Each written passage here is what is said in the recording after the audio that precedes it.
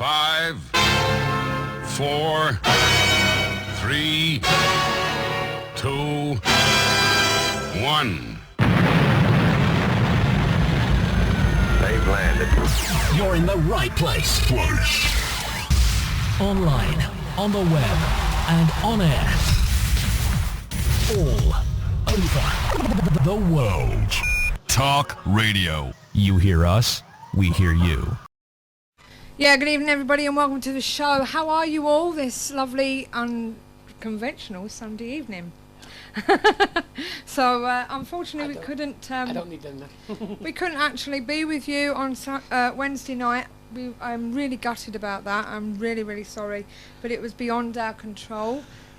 BT went down and it turned out that with all the winds it was barely connected to the pole outside, wasn't it? It was indeed. He said he went up the pole and just give it a little tug and it just came out the connection. So I hope everybody can hear us okay, and I hope tonight will be as good as what Wednesday would have been, and we'll take it from here. So just to let everybody know, let's see who's in the chat room at the moment, shall we, Steve? Oh yeah. Okay, we're going to take it from the top, and we have Green Lee. He says I'm here. Leanne says evening, and where are we? Aggie says evening all to everybody. Okay, and we also have Simply Joe. Evening peeps, she says. So Aggie says it's glad to have you back. So we're glad to be back. You know, if we can actually do the show, it would be good. So, but I do feel a bit gutted if I let you down. Okay, so let's see, who else have we got? We've also got Minnesota PIG, which is our Doc Savage, and also probably Anita there, because it says a 1 on the end, so it must be Anita instead. So maybe it's Anita. I think she's MNPIG1. Is that right, Anita? Is that you, or are you in disguise, Mr. Savage? So as I say, it's nice to have you back. I'm sure we'll get a few more listeners soon. It's both of them. It's both of them. Let me just take that overlay off. I thought I had done, to be honest with you, but I hadn't. So yeah, let's just make sure I just pull that down a bit more. Yeah, it's both of us. Well, it's nice to be back, and we have had a very stressful few days, haven't we? Yeah, we have. Well, you have. I have. I don't stress. No, he doesn't stress, and I get annoyed with him for not stressing. Good evening, Helen. She's popped her head in, ready for later. When Nigel's on, so it's warm in here. Hopefully we'll be getting Helen quizzing Nigel. Yeah, and maybe answering some questions in the chat room as well. So, God, it's warm. I might get you to run downstairs and turn that heating off in a minute. After that, I'm having a personal I think heat you're wave. having a personal heat wave. No, I don't think so. The heating's on, thank you.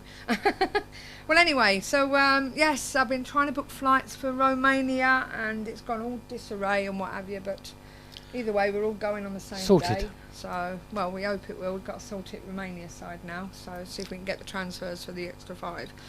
But anyway, that's another story. But what is a story, which you may have seen on the KTPF, which I've just put on because we've known about it for a little while. And as always with me, I don't really like announcing things because we've been let down before, haven't we, Steve? You know, where people have said, oh, we're going to do this, we're going to do that, and we're going to do the other. Always the way you get to somebody says they can do this. And yeah. They don't follow through. But no, this is it. So, but as I say, we have got some breaking news for you. We start filming in March the 9th to be precise, and it will actually be at our location in Stockport on Investigation, wasn't it? Yep. Stop sucking your lip. Wasn't that? I was. I didn't want people to see the. What's that for? I don't know. I thought you had dry lips. No, I had a piece of chocolate stuck in my tooth. Oh right, okay. Bit of fruit and nut. You are a nut. I don't know about the fruit. Anyway, as I was saying, we'll be recording at the Investigation at Stockport, won't we? Yes. We've had all the permissions and everything, and just need to warn all the guests that are coming on Investigation.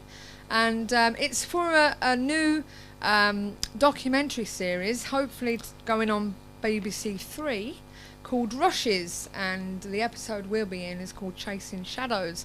It's being done by Livestock Productions. It's their first documentative project involving all things supernatural, and we want to try and get the bare bones of paranormal investigating over, and we'll be including the work concerning the KTPF and the behind the scenes about how to book it and meet the team and stuff like that, and the end product would actually be part of the investigation, wouldn't it? So, you know, that's the way it works. Does that mean I'll have to do some work? Yes, it will be, I'm afraid. So instead of letting you do it? Yes, definitely. Damn. Yes, that's what you've got to do. So about time everybody else done some work and stopped leaving it to me, and then I probably wouldn't have a stroke. So anyway, so we're doing that, won't it? So it'd be good. That'd be cool. And basically, hopefully it will come out all nice and all well, and give people an idea about. It's also going to give people an idea about the way some people think about paranormal investigations and spirits itself, and the supernatural and stuff like that, isn't it? It's going to cover quite a lot of things. Yep. So hopefully the end product will, as I say, give everyone the bare bones of what it's like to be in a paranormal Yeah. group. Well, Doc and his better half said congrats, and Yes. and Peter's just joined us. Yes, Peter Lewis from Birmingham. Birmingham, PA. PA. What's the A for? Association. Right, Birmingham Paranormal Association. Yeah, So, he's just trying to get his website together. Yeah, so A lot of trial and error there. yes, I've just been reminded to not forget about us wee people when you're famous. Well, I'm not looking to get famous, because at the end of the day that's not the aim of the game. But at the end of the day, Unfortunately, it is for some. I know it is for some, but at the end of the day, as far as I'm concerned, it's you lot that's getting us there. So, because if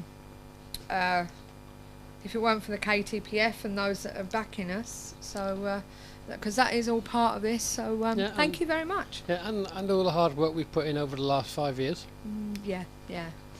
I know I don't like patting myself on the back, but and I get moaned at for it. But I do my best, and if my best is good enough, I'm happy. We've had a lot of good people with us over that 5 years. Yeah, whether it be on investigations, association with paranormal groups, and also with the KTPF. Sadly, some of them have moved on to other things. Yeah.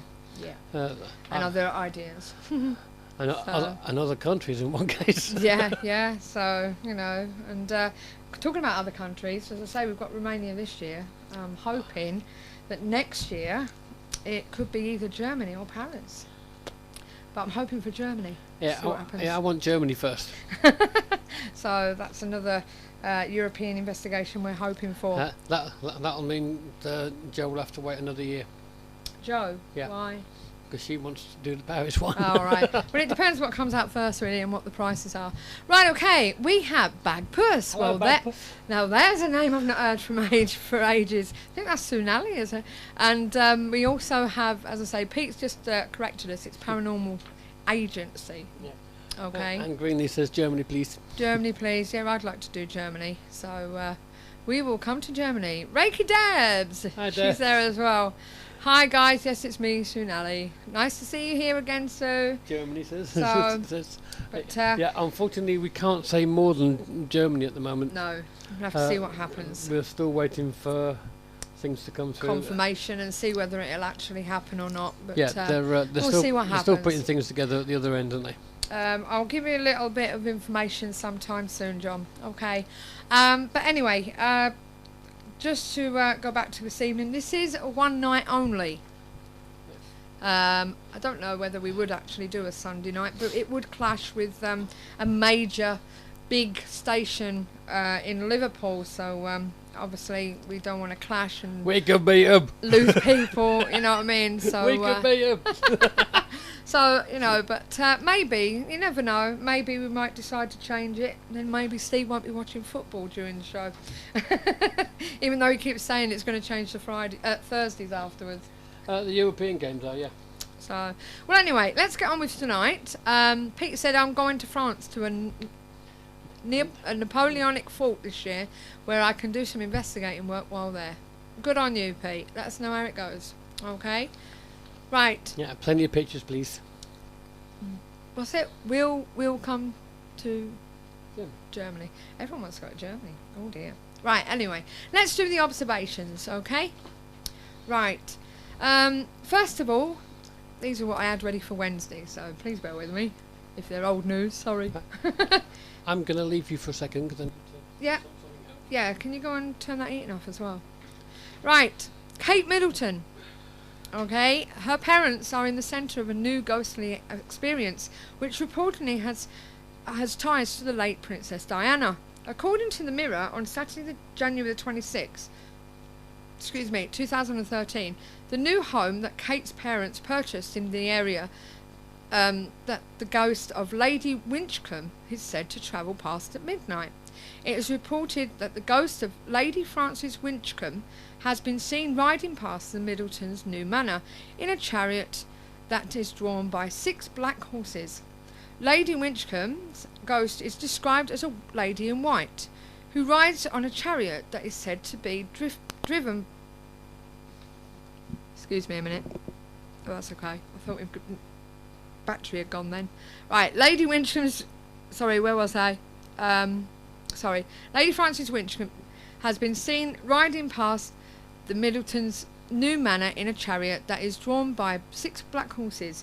Lady Winchcombe's ghost is described as a lady in white who rides on a chariot that is said to be driven by headless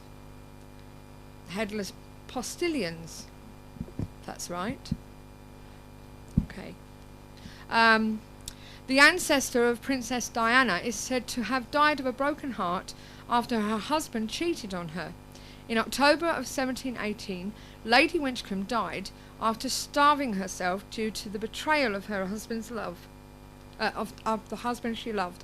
For some reason, she wasn't buried until December, which spawned the theory that she could never rest in peace, according to historian Martin J. Wayland.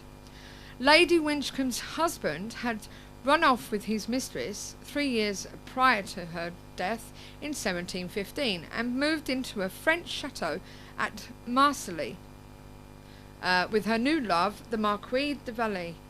Apparently, the ghostly sightings date back to 1898, as Wayland claims he has been able to date the reports of Lady Winchcombe's ghost riding through the area near the Middletons' home back to that time. Did Kate's parents know that their new £4.7 million manor in Bucklebury came with a midnight haunting of their new son-in-law's ancestor? The chariot that carries the ghostly apparition is said to give off strange noises as it makes its midnight rounds. Residents of the area reports it sounds as if it is rattling along the lane. What do you think? Did the Middletons get more than they bargained for when they bought their new estate? So that's that one. Don't forget to turn your mic back on. Okay. I don't know about them. I think I sometimes get more than I bargain for. We're just doing paranormal. Also, we've got Nigel's come in, so nice to see you, Nigel, and anybody else who's coming in the Charlotte tonight. So hate to think what's going to happen there. He's coming in as he's going. Okay, back to the observations, because our first guest is coming on at 7:30. It seems that it's not just astronomers that are looking to the stars. I don't know whether you've heard about this, but according to Reuters, a species of South African dung beetles have been shown to use the Milky Way to navigate, making it the only known animal that turns to the galactic spray of stars across the night sky for direction. Researchers have known for several years that the inch-long insects use the sun or moon as fixed points to ensure they keep rolling dung balls in a straight line. The quickest way of getting away from other beetles at the dung heap. But scientists are puzzled over how the beetles, which perform an orientational dance on top of their dung balls before setting off, achieve a straight line on moonless nights.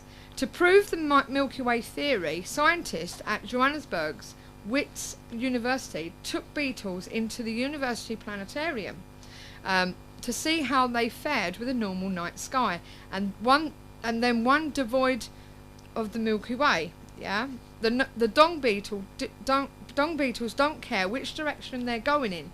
They just need to get away from the bun fight at the poo pile. Which Professor Marcus Burns said, but when we turned off the Milky Way, the simulation of it, the beetles got lost, and on cloudy nights without a moon, and on cloudy nights without a moon or stars, they probably just stay at home, Burns said. So there you go. A little bit of useless information. So we're not the only one that looks to the stars. Yeah, I kind of think most animals use that kind of navigation. Things like people, like wildebeest. Yeah. And birds, for instance, who migrate. Any animal that migrates must be using some form of either magnetic or solar influences. Right, the next one. Just what humankind needed. Now I've put this on the KTPF for you to have a look at. Talk about strange. Okay, but there's a link on the KTPF for you to have a look at. Are we wagging tails? Yes. Oh dear. We are wagging tails. Oh my God. What is it? Just what humankind needed. The 21st century version of mood rings. Do you remember them mood rings we used to have years ago? I don't know whether they're still going. Yeah, they but are. Japanese inventor Shota Ishiwatari tried, believes that he has made that possible with a towelly, a robotic towel that reacts with the wearer's heartbeat, wagging rapidly when the owner is excited, and it simply hangs down when the human has a normal heartbeat. GeoBeats reported. Okay, Ishiwatari, who is currently trying to get $100,000 in funding for the technological towel after a failed drive on Kickstarter, insists the towelly is not a mere toy, a fashion accessory or a gadget. It is actually all those combined into one amazing device. He predicts the device will be especially helpful to couples who will be able to express their true feelings when mere words aren't enough, according to geekosystem.com. Okay, so as kooky as Taylor may seem, it's not the only robotic towel currently in development. The company behind Towley is also working on Shippo, SHIPPO, Shippo, a robotic towel that has that uses brainwaves instead of heartbeats. So, watch this space. Well, not this one. Watch the world, because people might be going around with ears and towels, so you never know. So, okay, a couple more to go. French haunted house can be yours for only €1. Did you see this? No, I didn't. I missed that one. Did you? Can I have it? But I think it'll be too late. An alleged haunted house in France is currently up for grabs. I'll give them €2. It's currently up for grabs on Facebook. The price of this cursed property is €1 whole. The owner of the house claims a murder, which took place during the 50s, has left the place infested with supernatural phenomena. According to the news.com.au, which I think is either Austria or Australia, the entire tract of land can be yours to own and cherish if you're willing to part with €1. A number of creepy events have reportedly taken place around the house over the years, including the sudden unexplained movements of random objects. The current owner also stated that she has heard voices and murmurings, as well as random knocks on the walls, windows and doors. Although these occurrences are reportedly linked to the homicide that took place inside the house, MSN reports the killing has not been confirmed by authorities, since no bodies were found inside the residence. However, corpses were unearthed in a nearby field. The owner insists the individuals who owned the house during the 50s were murdered by a group of thieves who were also who were often some sort of treasure contained. Let me start that again. Were murdered by a group of thieves who were after some sort of treasure contained inside the home. Although the bodies were later discovered and removed, the spirits still dwell inside the residence. Since the ad has generated its fair share of scepticism, the woman stated that she is only fielding offers from those who are seriously interested in the spirit property and the spirit world. Yahoo News is currently reporting that someone may have already parted with €1 to acquire the French haunted house. The website reports that the owner has likely sold that property to someone who apparently doesn't mind eerie sounds or phantom faces in the window. If the supernatural entities which dwell inside the house are too much for the new owner to withstand, there's a chance the French haunted house may return to the auction site in the near future. Be sure to have at least $1 waiting in the wings. So there you have it. There's I wonder whether it's still going. So but, I see. I take it they're talking about other things on there. The Bagpuss has been asking the question. Right. Okay. So we've been trying to help. Simply Joe said, "I've just looked. It's a shack."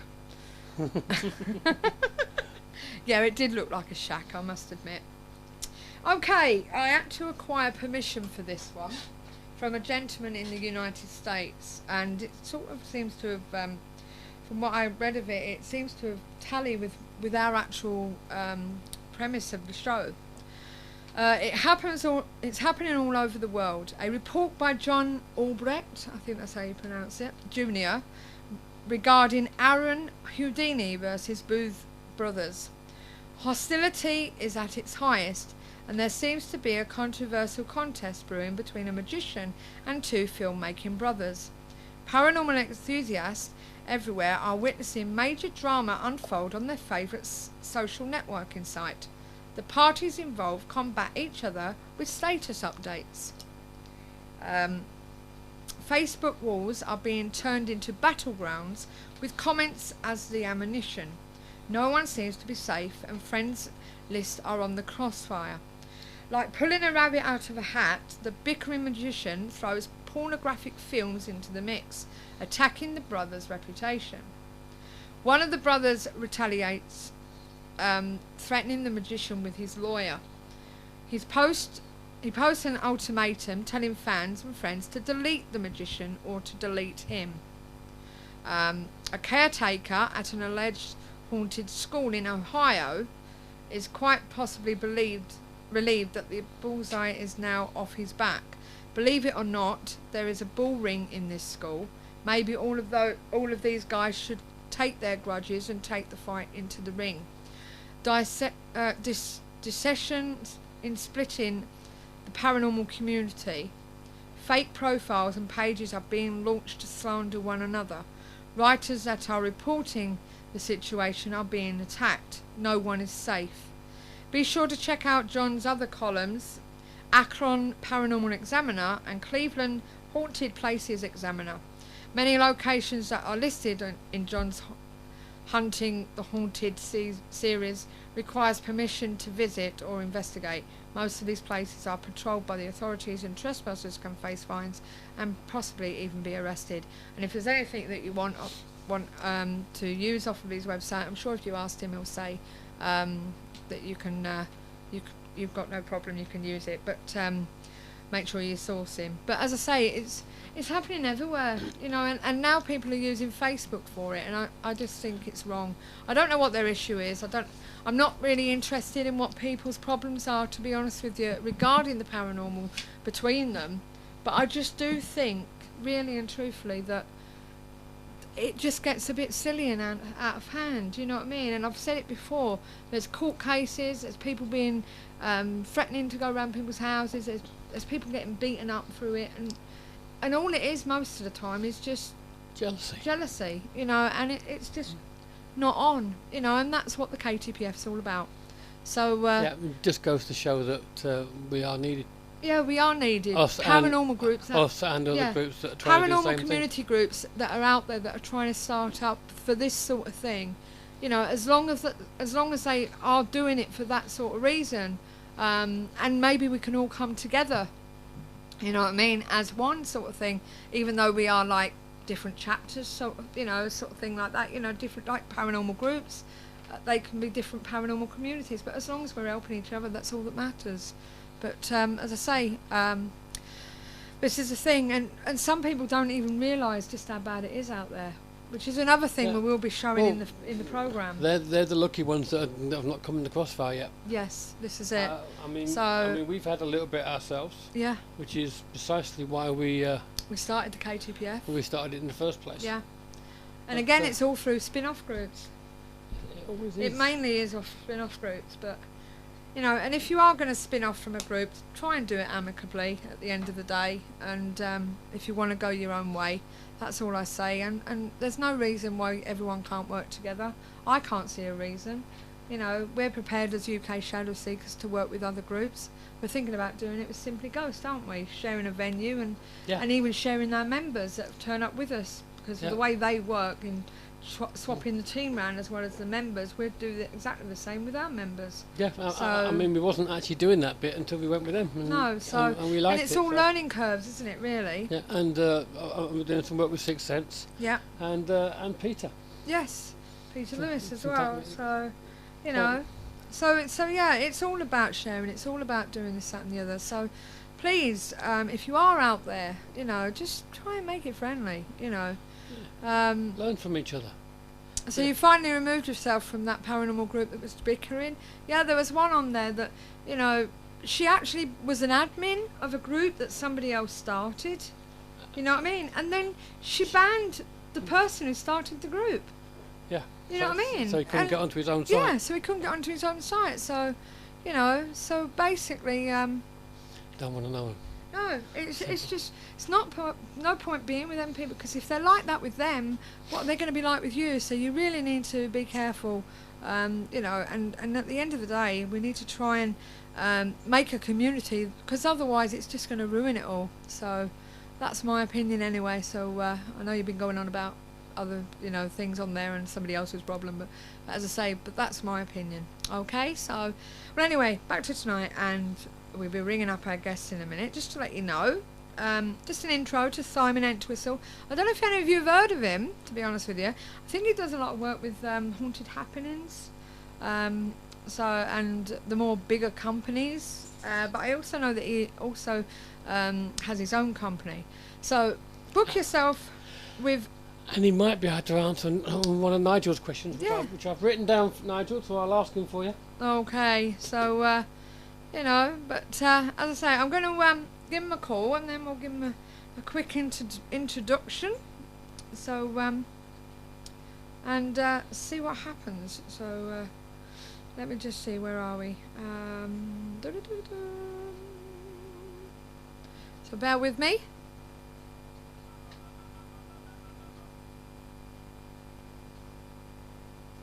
Here we go.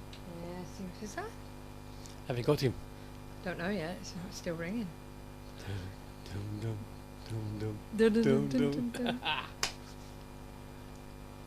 I don't think there's anybody in. Well, hi, is that Simon? Hopefully back All right. That will help. Hold the line a second while I just give you an introduction. Okay, hold the line a minute. Okay, ladies and gentlemen, book yourself on a tour with Top Hat Tours in Clitheroe, Lancashire in the UK, and you will meet a rather dashing gentleman. Dressed in his authentic Victorian costume, Simon Entwistle will be delighted to recount some of his favourites as he accompanies you on his guided walks across haunted ginnels, cobbled streets and burial grounds in the Ribble Valley. With its rich history and colourful past of myth and legend, we are going to talk now to the Pendle witch expert about his interest in the supernatural, and in particular his ghost stories. So we're going to put him on the line for you. Good evening, Simon. Good evening, how are you? How are you? Fine? Very well, thank you. Right, okay, I'm just going to make sure everybody can hear you in the chat room. Everybody, can you let us know if they can hear Simon okay? If you'd like to say hello to him. Hello there, folks. Right, okay, so good evening, Simon. Welcome to the show. Thank you.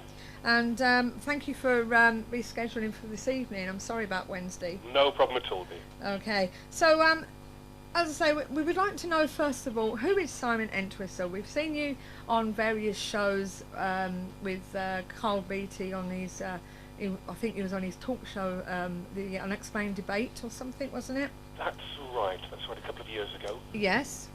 God, has it been that long? Yes, yeah, I've been a Most Haunted. Right.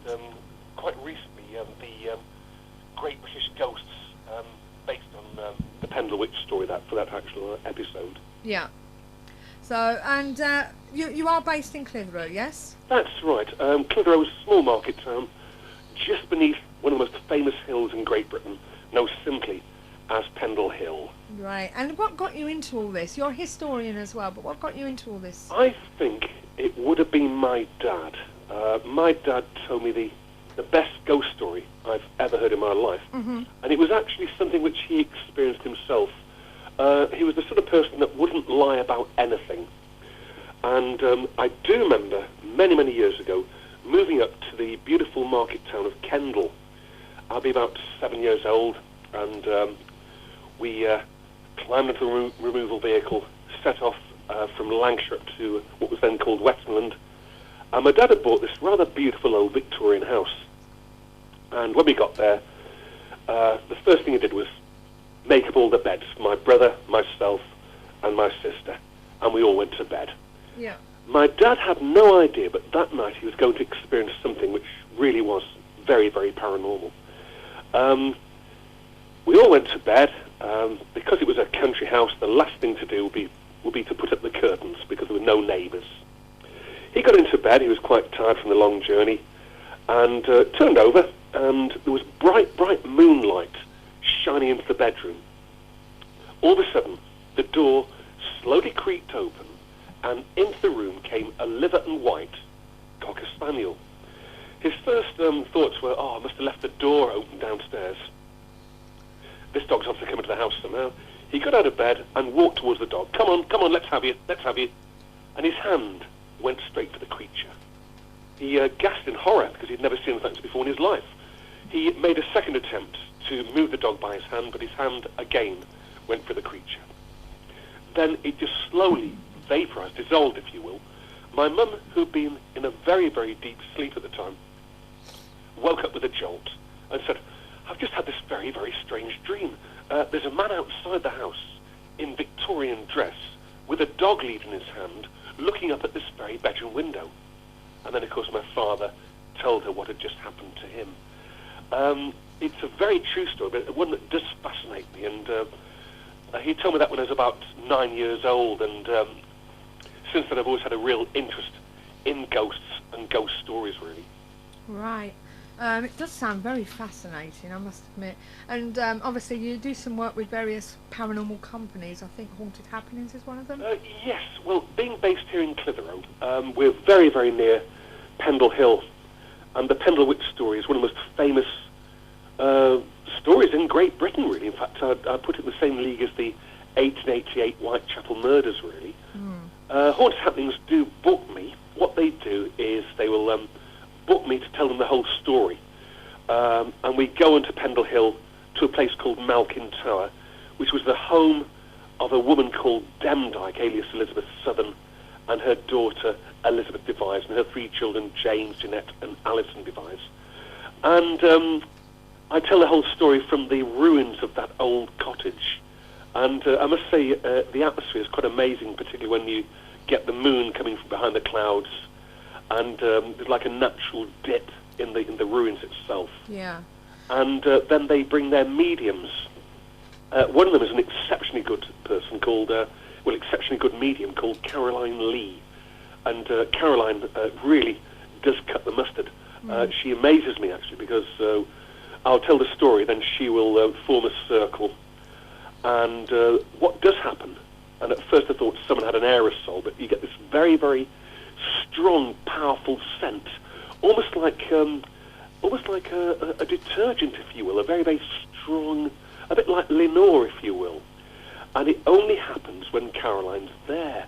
At first I thought someone had got an aerosol, or perhaps they're putting something on here, but it really, really is this very strong scent, and she tells me that it's definitely a spirit. And I really do believe her. I must say I do believe her. Yeah, well, a lot of people have asked us as a group about going to Pendle, and because obviously they've heard about the Pendle Witch story and everything. Yeah. But some people don't really know where they would need to go. You know, I remember we went up there for the day and we just did a bit of a walk around, and my husband managed to climb the hill. Yes. But you know, just up from, I think it was Newchurch, not far from where the Oh, yeah. grave is. you know. That is one big hill. It is. So, but we didn't know about any other way up the hill or easier route. But if somebody wanted to do this sort of thing as a ghost hunt, for want of a better word, what is actually involved? Where would be the best way to go for a group to book this sort of thing? Well, I say Haunted Happenings will book me. We'll meet at 8 o'clock in Clitheroe. Yeah. We then do a Clitheroe ghost walk, which takes in the castle as well. They then have a meal, and then we go on to Pendle Hill. When I say this area called Malkin Tower, it was the home of the Demdike and Device families, and by far the most important part of the Pendle Witch story took place there on Good Friday 1612, where all the other so-called witches met. And what is really exciting is that you're standing on the very ground that these people met. It's almost like visiting a battlefield, if you will, really. But I say I'm not actually a medium myself. I'm not a clairvoyant. I'm not a psychic. But that doesn't mean I don't believe. I personally do believe that there's life after death. And, meeting people like Caroline Lee and another smashing guy called Gary Johnson, they can see things which I certainly can't see. And they are fascinating people to talk to. And to use another term, I would buy a second-hand car off both of them, if you will. Yeah. Well, They're very honest and open people. I've been interesting to contact you at a later date and maybe sort something out in the summer and see what kind of price. Yeah, you'd be more than welcome. Yeah. You'd be more than welcome. See whether we can arrange something.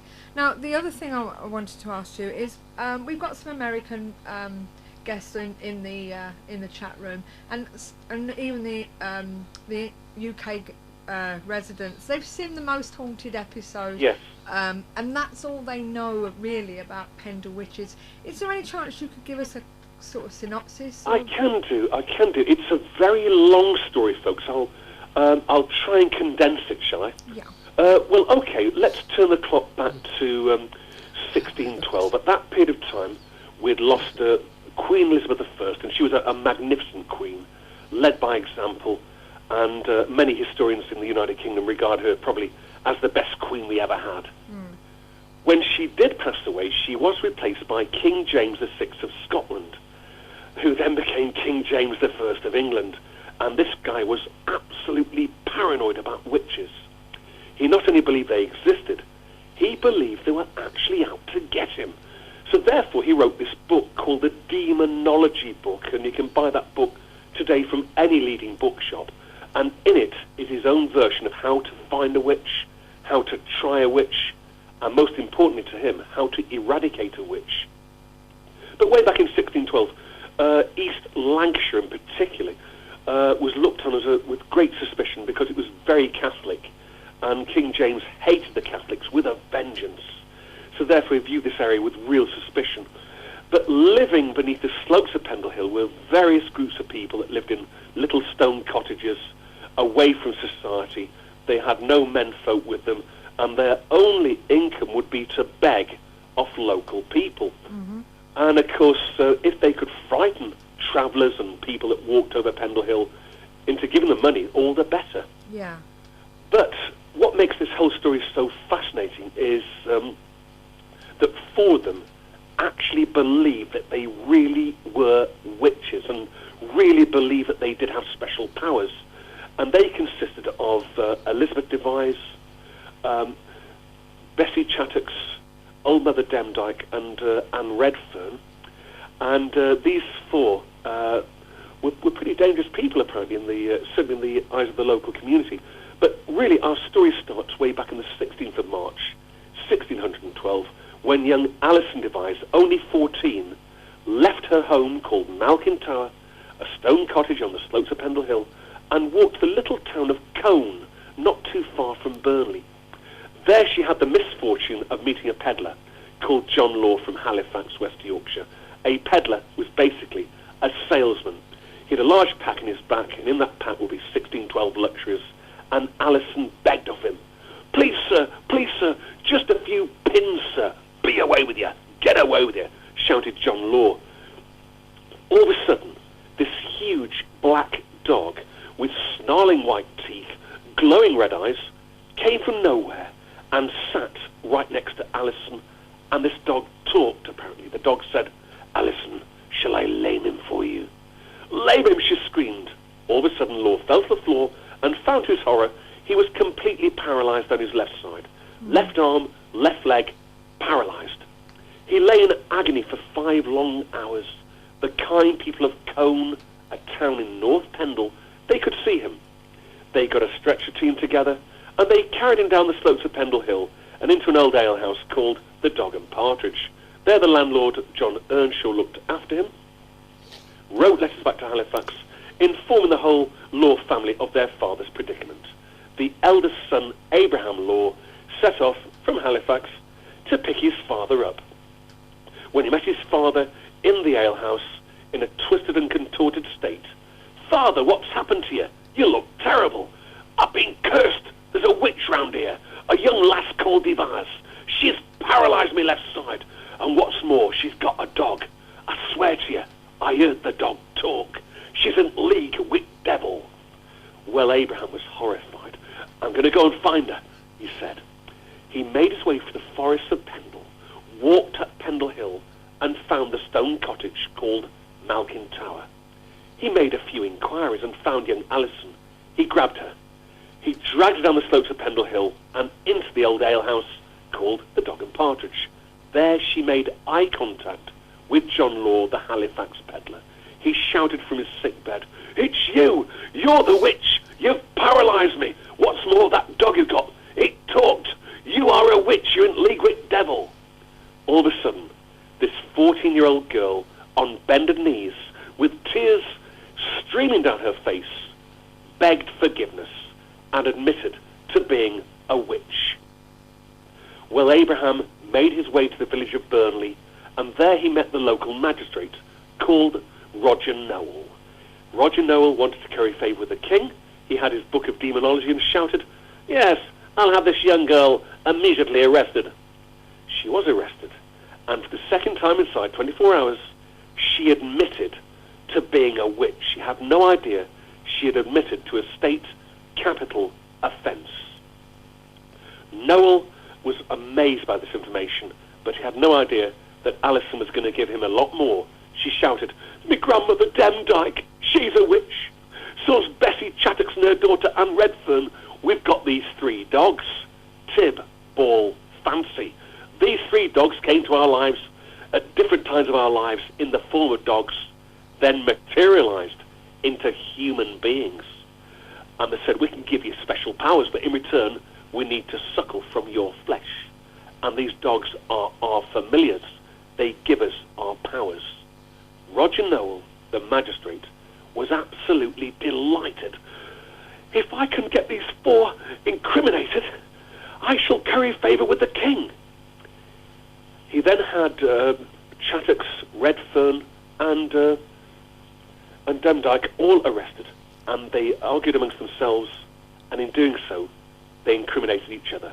They were then sent to the city of Lancaster and thrown into a deep, deep, deep dungeon called the Witch's Dungeon, which is still at Lancaster City Castle to this very day.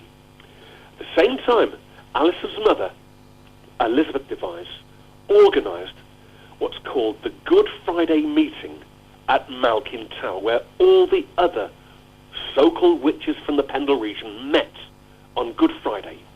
James, Alison's brother, slaughtered the sheep, they cooked the sheep's flesh, and they ate the whole carcass. At the same time, they got this huge cooking vessel called a cauldron. They lit a fire beneath it, and the black saber liquid inside began to bubble and steam. And into that black bubbling liquid went crushed, powdered human teeth, and indeed the odd clay effigy. When I say clay effigy, like a doll made of clay, but with long human hair and human teeth that had come from the local cemeteries. The whole idea was to get a potion together to blow the gates of Lancaster City. Oh, where you gone? Hello? Yeah? It's all right, you went a bit. Your volume's gone a bit weird. Talk to me again. Hello, dear. That's better. You went all muffled then. Sorry, I do apologize. And as a result, Roger Noel had all the other so-called witches arrested. They were all sent to Lancaster with the exception of one young girl called Jeanette Preston. Jeanette came from the city of York, so therefore she was dealt with the York city magistrates and was found guilty of witchcraft and was hung on the 21st of July, 1612. She became the very, very first of the Pendle witches to lose her life. Right, so somebody's asked, is this more of a case of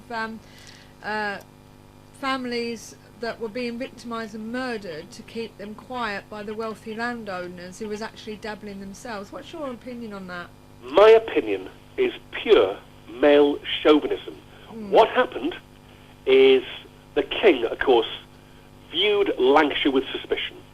He sent 2 circuit judges from London, James Altham, Edmund Bromley, and the real star of the show, a gentleman called Thomas Potts. Thomas Potts was clerk to the courts, and none of them had any idea at the time that they were going to make themselves very, very wealthy. Roger Noel, the local magistrate, was also a bit of a crook in many ways because he did want to curry favour with the king. Yeah. His star witness was the youngest of the Devise children, whilst James Devise, Alison Devise, Elizabeth Devise, and their grandmother, old Mother Demdike, had been sent to Lancaster. She was kept at Reed Hall near Burnley. She was given 3 warm meals a day, nice clothes to wear, a warm bed to sleep in. So therefore, 5 months later, when the trials began in August 1612, she was ready to really, really testify against the whole family to maintain her status of living in the hall. She was brought into the courts, placed on top of a table, and she shouted, "Me grandmother, she's a witch. Me brother's a witch. Me mother's a witch." And then Roger Noel, the magistrate, pointed to another lady in the court, an exceptionally brave woman called Alice Nutter. And by far, she was the most interesting of all the so-called witches because she was very, very wealthy. She came from a very wealthy family and owned land on the side of Pendle Hill. Now, in those days, women were not allowed to be intelligent. They weren't allowed to have a brain and were treated very badly. Alice got very, very annoyed with other farmers taking her land, and she would ask her husband to go to the court to get the land disputes sorted in court. But he was too scared. Yeah. So therefore, she would go herself. Now, she was really taking her life into her hands because she'd walk into the courts in Clitheroe and Lancaster.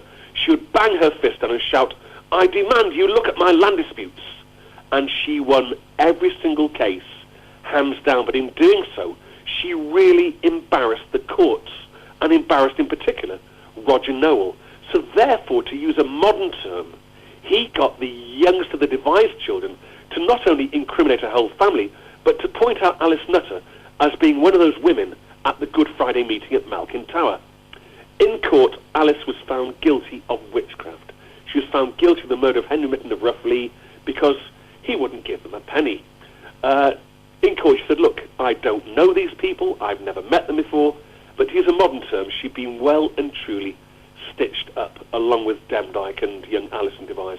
So are you saying that this is similar to the Salem witch trial? Oh, very much so. Yeah, it was more a case of hearsay and blame and stuff like that? Well, if you look at young Alison Devise, she believed that she really did paralyse John Law, the Halifax peddler. Yeah. But what may have happened is he may have had a stroke. Of course, nowadays you call it, in those days, witchcraft. Yeah. In the case of Jeanette Preston, she was found guilty of murdering her employer. She'd been nursing him, a chap called Thomas Lister. He had died. She'd then wrapped his body in a clean white sheet, and 2 days later she'd touched the sheeting and some fresh blood came through it, and this was classed as witchcraft. Certainly, when you look at Alice Nutter, because she was an intelligent woman, in those days, women weren't allowed to have a brain. They weren't allowed to voice their opinions because they had no rights whatsoever. Yeah. And she was a very clever woman, and again, she'd been cleverly eradicated. My personal views on these people were that they probably were a bit of a nuisance. Yeah. if you're walking over Pendle Hill and you're constantly being, shall I say, taught to and told, if you don't give us some money, we're going to curse you, the word would get around pretty badly. And at the same time, this Catholic idea as well, people living in a Catholic area. So perhaps it was a very, very clever way of getting rid of people.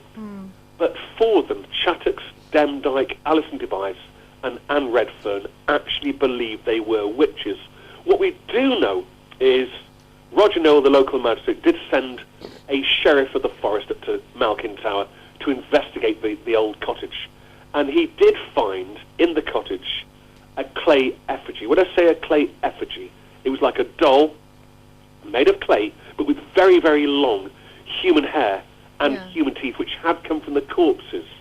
So we do know that grave robbing had definitely taken place as well. Is that when they had it all in the paper recently, a year or so ago, when they were digging, weren't they, and they found something? That was the most amazing Christmas I ever had. I bet. I know you were involved in it somewhere. I got a telephone call from United Utilities, the water authority, and they have a dam in the village of Barley, which is very near Newchurch in Pendle, right in the centre of the Pendle Witch story, if you will. They saw a grassy knoll behind the dam, and they thought, let's have an exploratory dig, which they did do, and they found the roof of a very old building, and they thought, this is not a job for water engineers, let's call in some professionals. And they brought in a team from Oxford University, highly skilled archaeologists, and they removed a lot of soil, and they found a really, really ancient cottage. As a tour guide, they very kindly invited me to have a look at it. Yeah. And I walked inside, and it absolutely reeked, and I've got to say, reeked of Pendle Witch atmospheres, if you will. The floor was stone. They had recesses in the walls where cooking would have taken place. But also, I met the head archaeologist, a lovely guy called Frank Simic from California. Yeah. And he told me that as they removed the soil from the other side of one of the walls, they found a bricked-up room. They removed some more bricks, and there they found a cat had been placed alive inside the recess and bricked up alive. Oh. It's typical of Pendle Witch memorabilia. So when the cottage was found, they also carbon dated the building itself to 1580, which means it would have stood at the time of the Pendle Witches. Because none of us were alive 400 years ago, we have to just speculate that it could have been the famous Malkin Tower. Yeah. As I said before, I'm not a medium, not a psychic, but as I walked in that building for the first time with these engineers, it felt like you were walking back in time. It was a great atmosphere. I just loved it, really. Yeah. As I say, a lot of people in the chat room are saying it's a good job that them rules aren't now. There'd be a lot of mass hangings, I think, and witch burning. It was absolutely disgusting because these people were then led out to the gallows on the 20th of August, 1612. They had their hands tied behind their backs. This huge crowd came to watch the executions. A huge crowd. And Alice Nutter had to look to her left, and she saw this crowd watching this macabre execution. Yeah. And she saw Roger Noel, the magistrate, with a cruel smile on his face. And as she looked across from the scaffold, she shouted, "I shall haunt you for the rest of your life." And then the stools were kicked out from underneath them. Yeah. As for the two circuit judges, they went down to London and were both knighted by the King personally. Mm-hmm. Roger Noel was made the High Sheriff of Lancashire with a huge increase in salary. And Thomas Potts, the clerk to the courts, wrote a book called The Wonderful Discovery of Witches in Lancashire, first published in 1613, that earned him an absolute fortune. So really, the magistrates, the judges, and the clerk, they made a fortune out of the deaths of these people that were literally hung at Lancaster on the 20th of August, 1612. What we do find amazing, and it does fascinate me, it's happened on many occasions, and if you were to go into Google search tonight and put the White Witch of Pendle, when I say the White Witch of Pendle, the last snow to melt, usually forms the exact shape of the witch at the side of the hill. And you'll find that on Google search under White Witch of Pendle Hill. Right, okay. We've got some questions for you. Yes, of course. Okay. Can you hear my husband okay? Hi, Simon. Hello there, nice to talk to you. Yeah, some of the families that was involved, like the Newell, the Preston, Lister, Demdikes and Chattox families, were also around the Settle area. These same families were involved in the Salem trials as well. Do you think they are actually related? We know some of the Preston family actually emigrated to that area. I'm sure that there is a huge connection, of course, at that period of time. America, as we now know it, was under British rule, of course. And I do believe at Salem, again, they used child witnesses to prosecute. And I have been told that the area where we go, Malkin Tower on Pendle Hill, that certain stones were also taken. And although I've never been to Salem, Massachusetts, I am told that some of the stones did in fact end up in Salem. So there's a huge connection, I'm told. Right, is there any more? No, I mean, only one for me. I mean, how many of the so-called witches would you say, from your knowledge, were actual witches? I believe that Demdike, Chattox, Alison Devise and Anne Redfern were all involved in grave robbing. And a typical example would be, shall we say, Bessie Chattox and Alison Devise. They went into Burnley one day and they begged off a miller. They begged off him. He was called John Baldwin, and he was grinding flour to make bread. And they begged off him, and he said, "Get off my land, get off my land." And the two of them turned round and saw his a baby girl in a cot, and shouted, "We'll curse her, we'll curse her." Now, the little girl did die, but some 8 months later. And it may have been of natural cause, but in those days it would be classed as witchcraft, of course. So, I believe that those four believed that they were witches, but I do believe the rest of them were probably totally innocent of the crimes against them. Yeah, yeah. So what do you think? Obviously, everybody knows the traditional account of Pendle witches and everything, but what is your theory? Is that your theory? It was just a case of what people believed? About power and money. Power and money and everything? Yes. Yeah. I mean, there's some tragedies here because, I mean, I think the evil people really were the prosecution. I do, honestly, but you look at Alice Nutter there. Only last year I had the great privilege of going to roughly where she lived all those years ago. Yeah. And there, the local tourism association have unveiled a statue to her. And it's a beautiful statue made in bronze, and she's in chains and she has her back turned to Lancaster. And for me personally, I think the only thing that took her life was the fact that she was an intelligent woman. And, you know, when you look at just 100 years ago where Emily Pankhurst, God bless her, had to chain herself to railings so that women could get a vote, it's ridiculous how it took all that time to give women equal rights. And Alice lost her life because she was a woman with intelligence. That's the only crime. Well, this is it.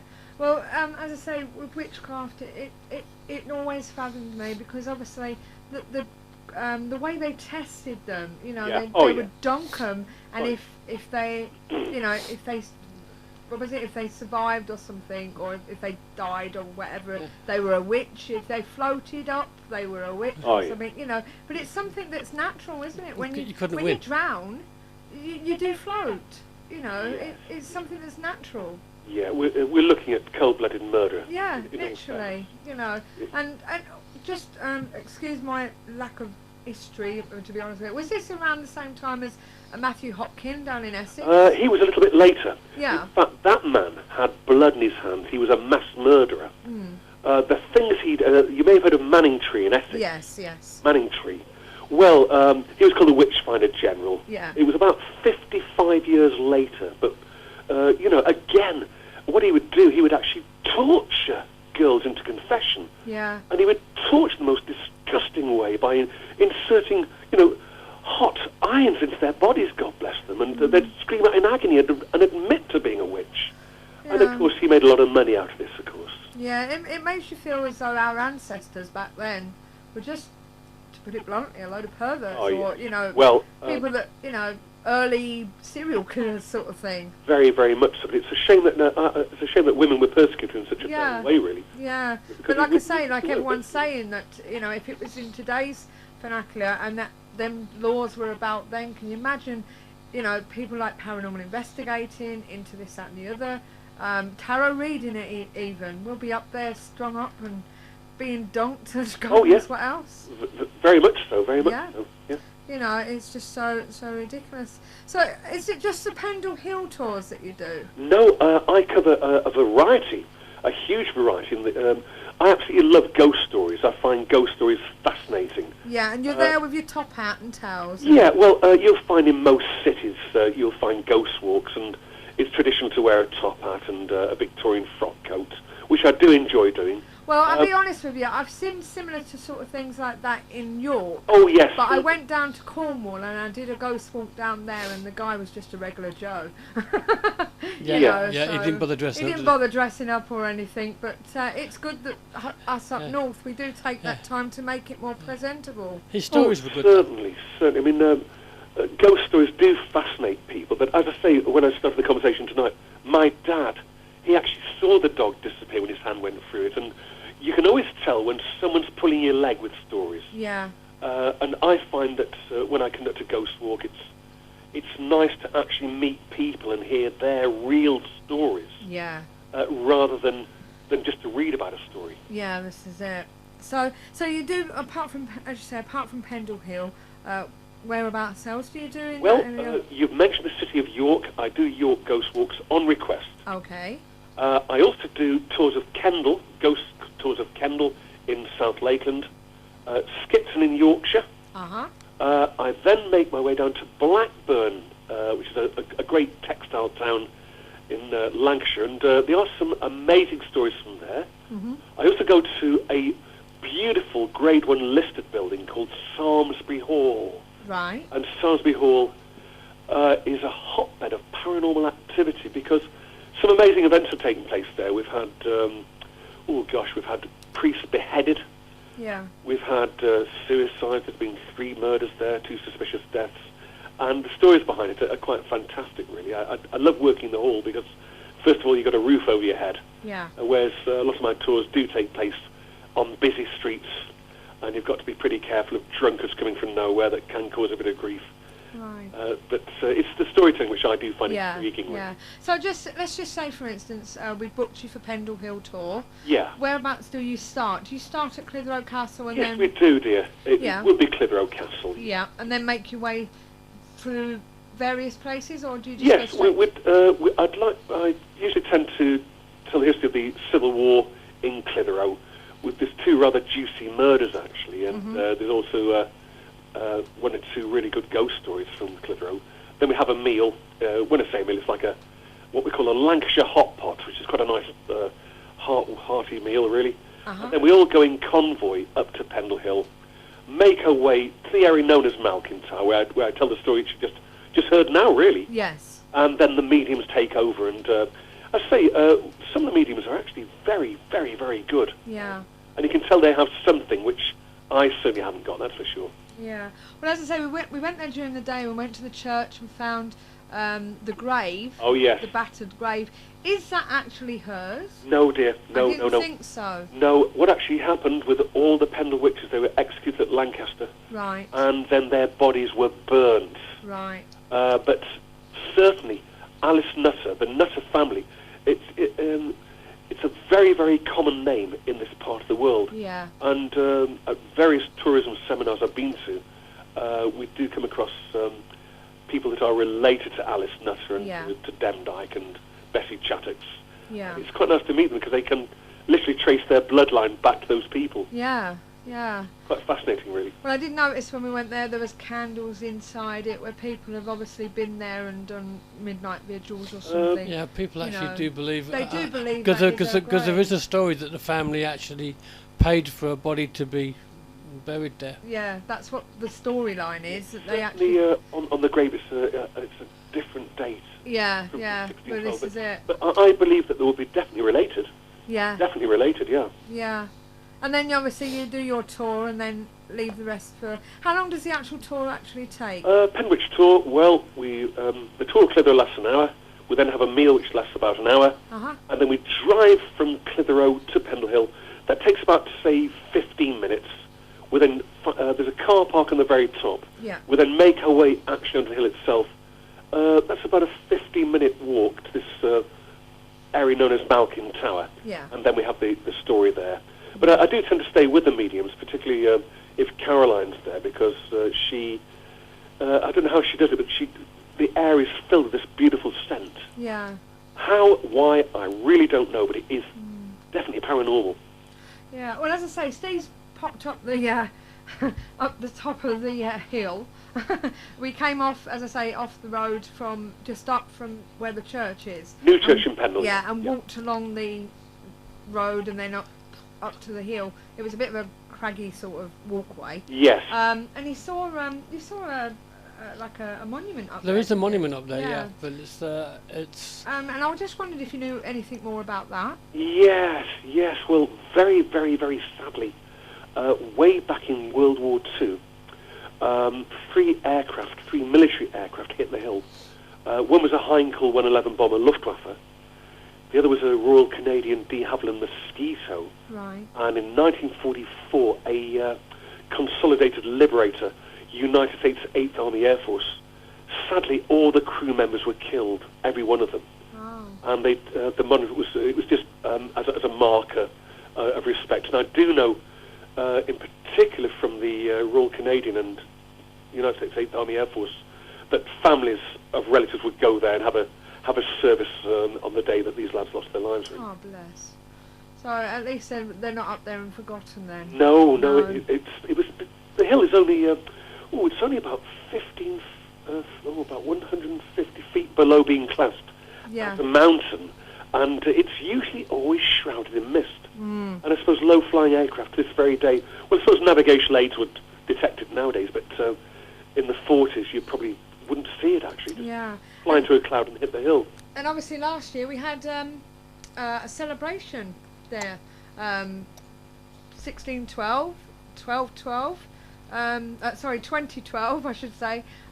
We had, I believe there's some big letters up there, big numbers up there now. It was magnificent. Yeah. That was absolutely magnificent. It's amazing how from something that was so bad and horrible and malicious and everything so bad about it back then, that even not just with this, with other things, and then all of a sudden we're celebrating it so many years later. Yeah. You know, we're remembering it, you know, and it's like it's so popular. I say it's one of those stories that does intrigue everyone, because we have like 4 of them that did believe they were witches, and the others who didn't. Yeah. And we've got the magistrates that bring them all into court. Some plead complete innocence to what's happened to them. Yeah, it's and in the case of young Alison, she believed that she really had paralysed John Law. She believed she had.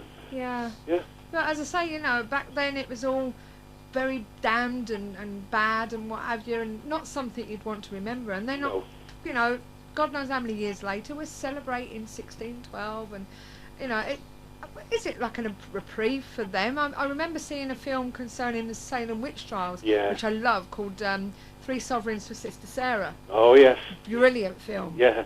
And obviously, after they've been killed, you know, some of the families there, you know, they were given sovereigns to make up for the fact that they were treated the way they looked, you know, the way they were.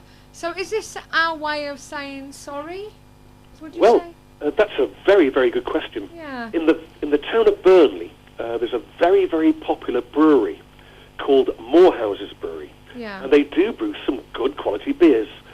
And the tourism industry has really cottoned on to the Pendle witches. It really has cottoned on. Oh yeah, you got the Pendle way on buses and stuff like that. They look gorgeous, those buses actually. Yeah. Yeah. But what Morehouse's Brewery did this year, they brought out a 1612 beer, and they also wanted to get a petition to get the Pendle witches pardoned, and I understood they had to get in the region of 500,000 signatures to get them pardoned.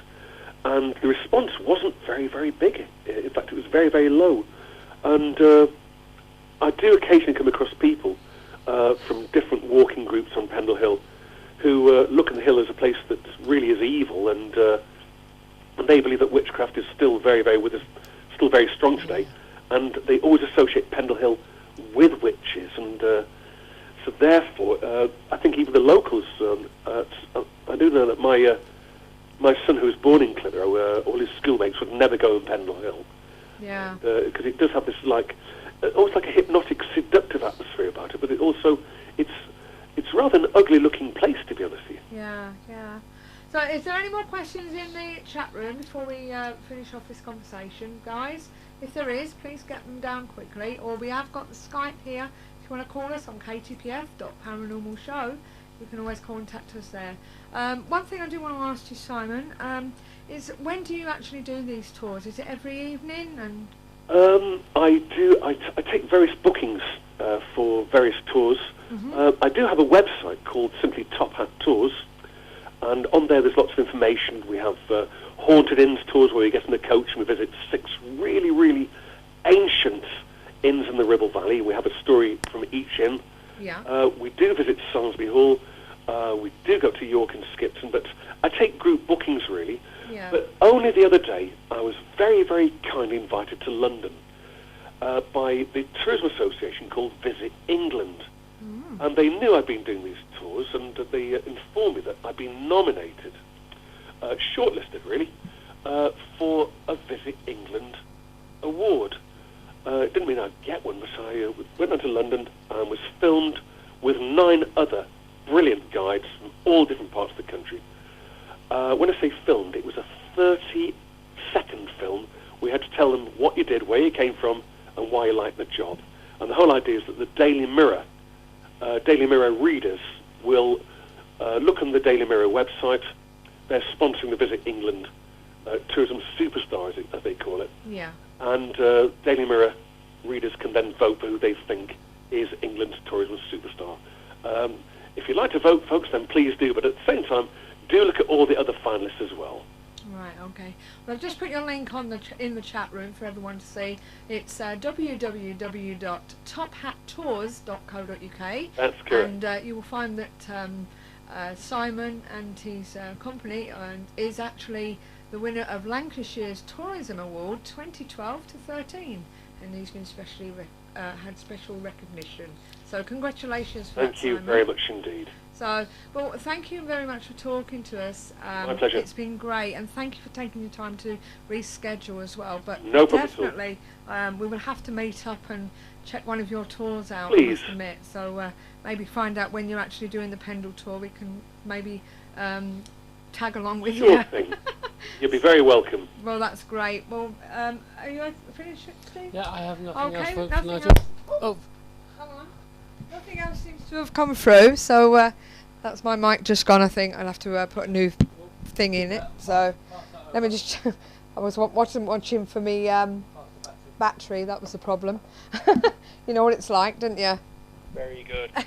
So thanks again, anyway, My dear. and I'll speak to you again soon. It's been great talking to you. Thank you very much. Thank you, and take care, and thanks to everyone in the chat room, and I'll speak to you soon. Thank you again, Simon. Thank you. Bye. Bye. Yeah, 2 seconds. Let me give me his battery. Then I can have my thing back. Sorry about that. Just went just in time. Hopefully you still heard everything there at the end there. So I hope that was interesting for you anyway, guys. It was interesting for me because I must admit I am quite interested in the Salem witch trials. I always have been. And obviously finding out about the fact that we had like the Manningtree and Matthew Hopkin, and I must admit I have been interested in all that, and that was Peter Cusham, wasn't it, in Witchfinder General. Yes. So right, my mic's back. That's the only trouble with these radio mics, I must admit. And I had my mirror there to make sure it weren't flashing. It just went on me, so because I was so engulfed into that in that conversation. I hope you enjoyed it as well. So there you go. At least says maybe do a trip to Salem. yes, that'd be nice, wouldn't it?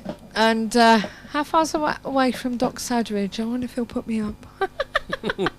Or Tammy. Oh dear, yeah, or Tammy. I'm trying to make sure I can see this in my reflection. It's just put me crisp there and see what happens. Can you see it Oh, now? that's better. Yeah, I can see it now. So did you enjoy that conversation? In case you're wondering what she was on about, there's a little red light at the bottom of the mic. Yeah. When the battery's about to go, it flashes, and it didn't give me the warning. And she missed it. So autumn in New England, I've been told, is very good. So, and it is according to Barry good. Manilow. It is very good.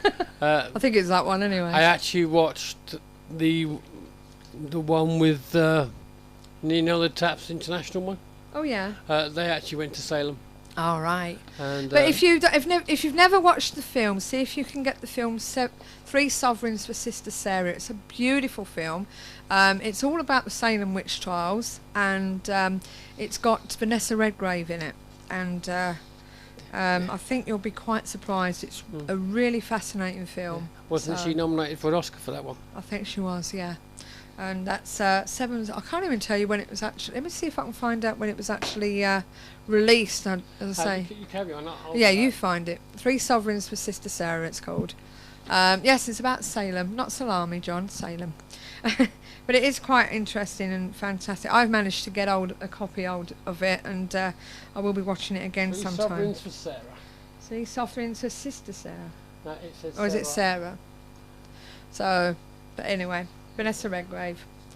So, very interesting. So you enjoyed that, did you? That was good. I'm very pleased with Simon that he managed to reschedule for us for tonight. Well, if you're interested, Amazon have 4 used copies at £19.58. It is expensive. And now. one collectible from £25. And It's quite a lot for a CD. A it is, DVD. Just see if I can find the actual date of it. Yeah, have a look, see if you can find a date. So it is quite a classic, I must admit. So, but yeah, I enjoyed that conversation. That was really good. So, well, we're going to have a quick break, and what I'm going to do is I'm going to leave the paranormal events for a minute. 1985. 1985. It was a good film. So I'm going to forget. Wait for 6 years and it will be on Netflix. 1985 it came out. Okay, but what I'm going to do is I'm going to leave the paranormal events for now, because I'm going to do the haunted session now before we get Nigel on Skype to give us his segment of the show. Now, it's on. I'm surprised it's gone 8 o'clock. Has Andy Mercer come in yet? Have we? No, I haven't seen Andy. Have you not? Have you seen the fault that Pete's going to visit? No, I haven't. There you go. I can bring that round for you. 2 Have seconds. a quick look. Oh, wow. Looks really good, doesn't it? Yeah. You'll have to tell me more about that. If we spend a week in Paris, we may be able to do. Napoleonic fort. We may be able to do 2 things. You'll kill 2 birds with 1 stone. Can I kill the French while I'm there? No, don't start. Can't stand them. At the end of the day, thought it was going to be what's its name to him? No, March. Charlotte, March. So also in March, starting from the 6th. Yes, that's the former FBI guy. Also in March, starting from the 6th, for somewhere between 6 and 8 weeks intervals, Alison Winrider, our guest from a while back, she's going to be coming on doing readings. So that will be good. She'll be coming on via Skype. So if you want a reading, let us know. Okay. Well, she's always playing paintball there. Oh, it seems that Andy Mercer couldn't find the show. Couldn't find us. Why?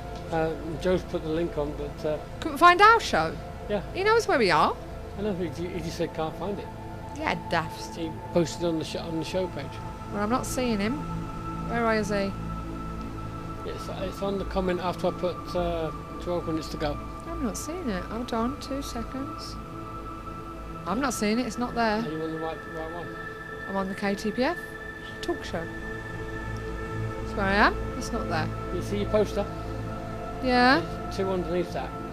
Right, I've got 12 minutes before. Yeah, right, stop. Yeah. Click on comments on that one. There isn't any apart from Nigel likes it. Oh, I've got 2. Let me refresh. Yeah, I've got Andy says he can't find it, and little Joe just has posted up the actual KTPF. Well, I've just gone into it. Well, we all did, but I don't know what's up with him. and he's having problems, it seems. Right, okay, never mind.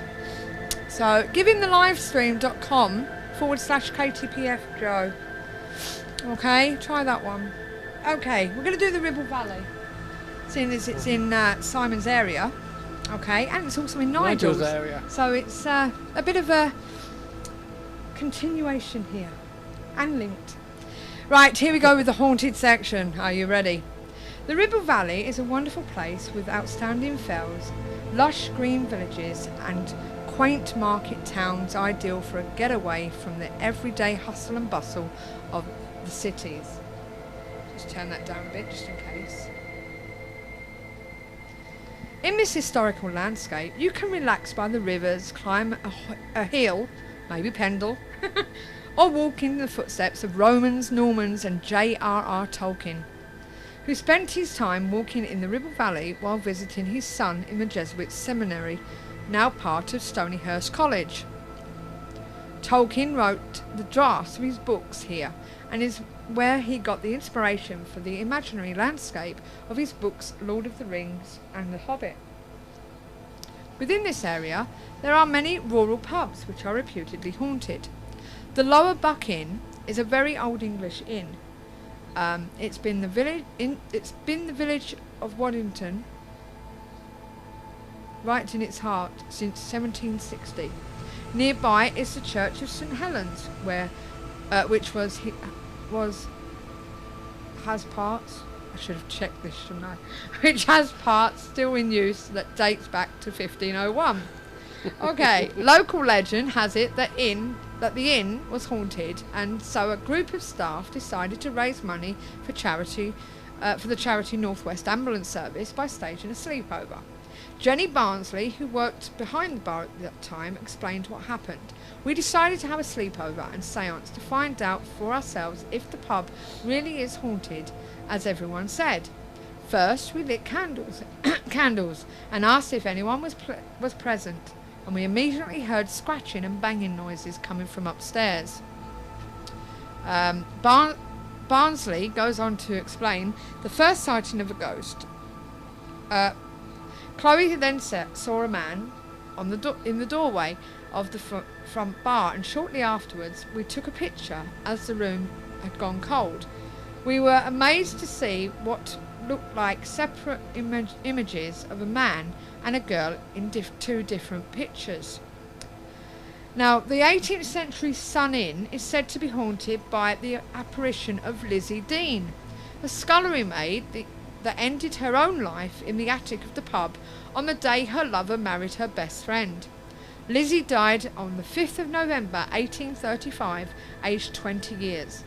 Her suicide note is believed to have said, "I want to be buried at the entrance to the church so my lover and my best friend will always have to walk past my grave every time they go to church."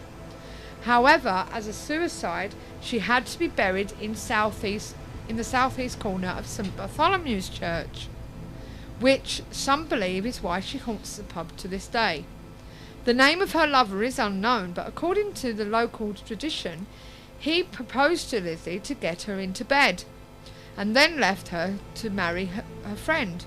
Broken-hearted, That's nasty. it is, broken-hearted on the day of the wedding, whilst many of the villagers were at St Bartholomew's, she climbed into the attic of the Sun Inn and hung herself.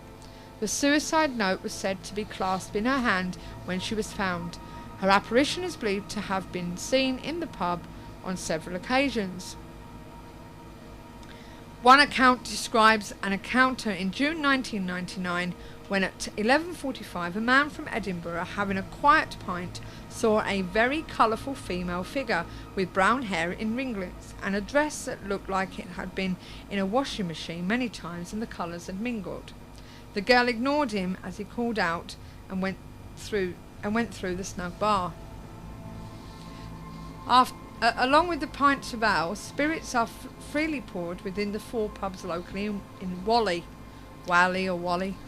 I'm sure Nigel will correct me on that one.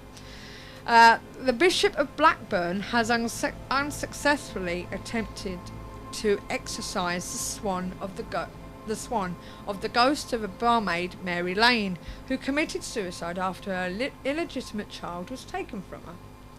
Immediately across the street, the spirit of a white-clad monk mischievously turns off keg lines leading up from the cellar to the beer pump taps at the De Lacy Arms. This same monk has also been spotted at the ruins of nearby Whalley Abbey, while the apparition of an attractive young nun is regularly observed strolling along the lane outside the abbey's walls, as well as coming inside and visiting the past and current owners of one of the adjacent homes. An angry poltergeist has also repeatedly broken the windows of the building which houses the village's Indian restaurant, to the point where local glaziers now refuse to return to make repairs. Add to this the ghostly sightings of two young boys who walk along the tracks of the landmark brick railway viaduct, which incidentally Lee and Debbie is not far away from you-know-where. Plus the horse-riding phantom of one of notorious highwayman Dick Turpin's associates, which was once overtaken and run over by a crew of firefighters speeding towards an emergency call. The area around Pendle Hill, Burnley, Nelson, Colne and over to Skipton has long been associated with witches and ghostly goings-on. Pendle Hill, as we've just been talking about, is also called Pen Hull. Aside from the witch trials, Pendle Hill is also popular for visitations of George Fox, the leader of the Quaker movement in 1652, and the barometer experiments of Richard Townley in 1661. That's probably why he's got a hall. A Bronze Age burial site has been discovered at the hill's summit. Now, there you go. This is saying that it's a Bronze Age burial site at the summit, but Simon said it was there for the aircraft people. Yes, when you get up there, it's got a stone base. Yeah. With something sitting just a pedestal, and that's it on top. That's it. There's nothing else up there. Well, this is saying it's a Stone Age a Bronze Age burial site, but Simon just said it was a marker for these people that died in the crash. Well, the marker's probably for the crash, but a lot of Stone Age burial sites would have been on hills. So I suppose so, yeah. Pendle Hill's history will not be complete without mentioning the alleged witches who lived in the area. Pendle Hill is notorious for its history in witchcraft and worshipping the devil. There are various tours in the area today, which we've just been finding out about, which trace the witches from their arrest to their execution. The Pendle witches are said to still haunt the buildings and the villages, and visitors have reported feeling anger when visiting the grounds. Local people have even feared discussing the events that went on during the witch trial. The beautiful and idyllic village of Hurst Green is situated in the heart of the Ribble Valley. The village is reputed to be haunted by the highwayman Ned King, who is thought to be a ghostly figure seen riding through the village late at night. For a split second there, I thought you were going to say Ned Kelly. Ned Kelly. Numerous reports of the haunting have been made throughout the year. Throughout the years. In life, he came to his end not far from the Punch Bowl Inn. An exorcism was performed in the 19th century, however, still he continues to haunt the pub. So obviously that didn't work. Also, at Hurst Green. You should have got us with Nigel, Yeah. Nigel and Neil in there. That would have sorted it. Also at Hurst Green is the beautiful Church of St Peter's. It is also the home of Stonyhurst College that we mentioned at the beginning of this, a world famous Roman Catholic boarding college for boys. The magnificent buildings are set in an extensive parkland with two huge ponds that were excavated in 1696. The college houses a wonderful museum collection, including the 17th century Gospel of St John Cromwell. Cromwell stayed here in 1648. I'm jumping ahead. In 1811, the building became the first public building to be lit by gas, and Conan Doyle, creator of Sherlock Holmes, is among many famous ex-scholars of the college. The college was the setting for the novel The Hound of the Baskervilles, And her screen is also the starting point for the Tolkien Trail, which is where we started. So there you have it. Right. We have got some people in at the moment. More, yeah. Right, that Whaley. Whaley, we're going to find out. That how you spell? As it's spelled with H. W-H-A-L-L-E-Y. Whaley. Whaley. Yeah. Well, it's like Wally Range, isn't it? But Yeah. No. confused. No, that's Whaley. Well, no H. Right. Well, Wally. we'll see what. Because you confused Nigel. I'm confusing myself. We'll find out in a minute. But anyway, let me just recap. While we've been talking to Simon, and I've been waffling about haunted Ribble, Ribble Valley, we've got Chris that's coming. It is, isn't it? Excuse me. Hello? Yeah? Yes, we have Chris that's come in and joined us. Oh, right. It's pronounced Worley. Okay. Thanks, Gillette. We also have... Right, it's pronounced Worley. Right, okay, I've just been corrected. Also have Nettie, who just rang us up to tell us. But anyway, right, I just want to... And Dan. Who's Chris? I don't know, but he's And who's Dan? And Jeanette's there as well, so it's nice to see her in. Okay. It's nice to see some new people. Yeah, and obviously Ghost Rider's there as well. I think they're all want to find out what Nigel's going to do. I was under the impression that Pendle was unusual to have no prehistoric remains found on it. Strange in itself that the ancient people left it alone. True. So, right, okay. Yeah, they would normally, that being the case, it would normally be the spirit people that would use it. Yeah, yeah. Shaman and that. But yeah, I definitely enjoyed that first part of the show. And now, with no further ado, Do you? are thou ringing me, Nigel, or am I ringing you? Either way, we're all ready. So let me see. I'll give you a call. I think they're busy. Yeah. Right, find him there, and You can hit the check button. on- oh, and we can see him. I haven't got the thing for Oh, not on there. Have I? Pop, pop, pop, pop, pop. Oh, hello. Where are you? It's not ringing. Oh, there. Oh, here we go. Okay, ladies and gentlemen. I think you had to go out in the other room for this one. Did he? We are ringing Nigel Mortimer. Or are we ringing Charlotte? Yeah, Chris is from Nigel's Facebook, new Facebook page. Oh, right. Well, pleased to meet you, Chris. Evening, Nigel. Evening, Nigel. Hiya, Sue, Steve. Right, hold on. Let's just... Can you hear me okay? Yeah. just Can everybody hear him in the hub, in the thingy? in the chat room. Joe said he's gone to the shop. For some Apart trouble. from my microphone's just Yep, dropped yep, off, yep, so I'm yep. not worried that anybody can hear me, actually. Yeah, everybody can hear you Yeah, fine. lots of yeses. Right, great. Okay, if they can't, just shout in big capital letters. Everybody's saying hi to you. Now, Nigel Hi. Mortimer has come on the show, not to talk about his portal. He's Yes, come yeah, to talk yeah. about something else. Yes, and not about his book, the Son of Isaac Newton and the Lost Portal. He's got a book. Yeah, he's got a book. Right, okay. I thought I'd say it before they did. I'm still waiting for the money in the post, I'm telling you. So, It's on its way, Steve. did you get your question answered by Simon? Yeah, I found it really, interesting. He So, was, wasn't he? yeah. I mean, as you know, I've been looking in the last few weeks into the Pendle, which is myself, connecting it with the portal, which I don't want to mention. But, there are a lot of connections which are just bizarrely coincidental. And when I heard that he'd come on the show, it was just amazing, yeah. I mean, he's confirmed to me one thing there, which I've had a suspicion about, and if you remember, the listeners remember him mentioning about the stones that have gone over to Salem Yeah. from Pendle. I mean, again, bizarre coincidence. What are these stones? Why were they important to take to America? Something strange there, yeah.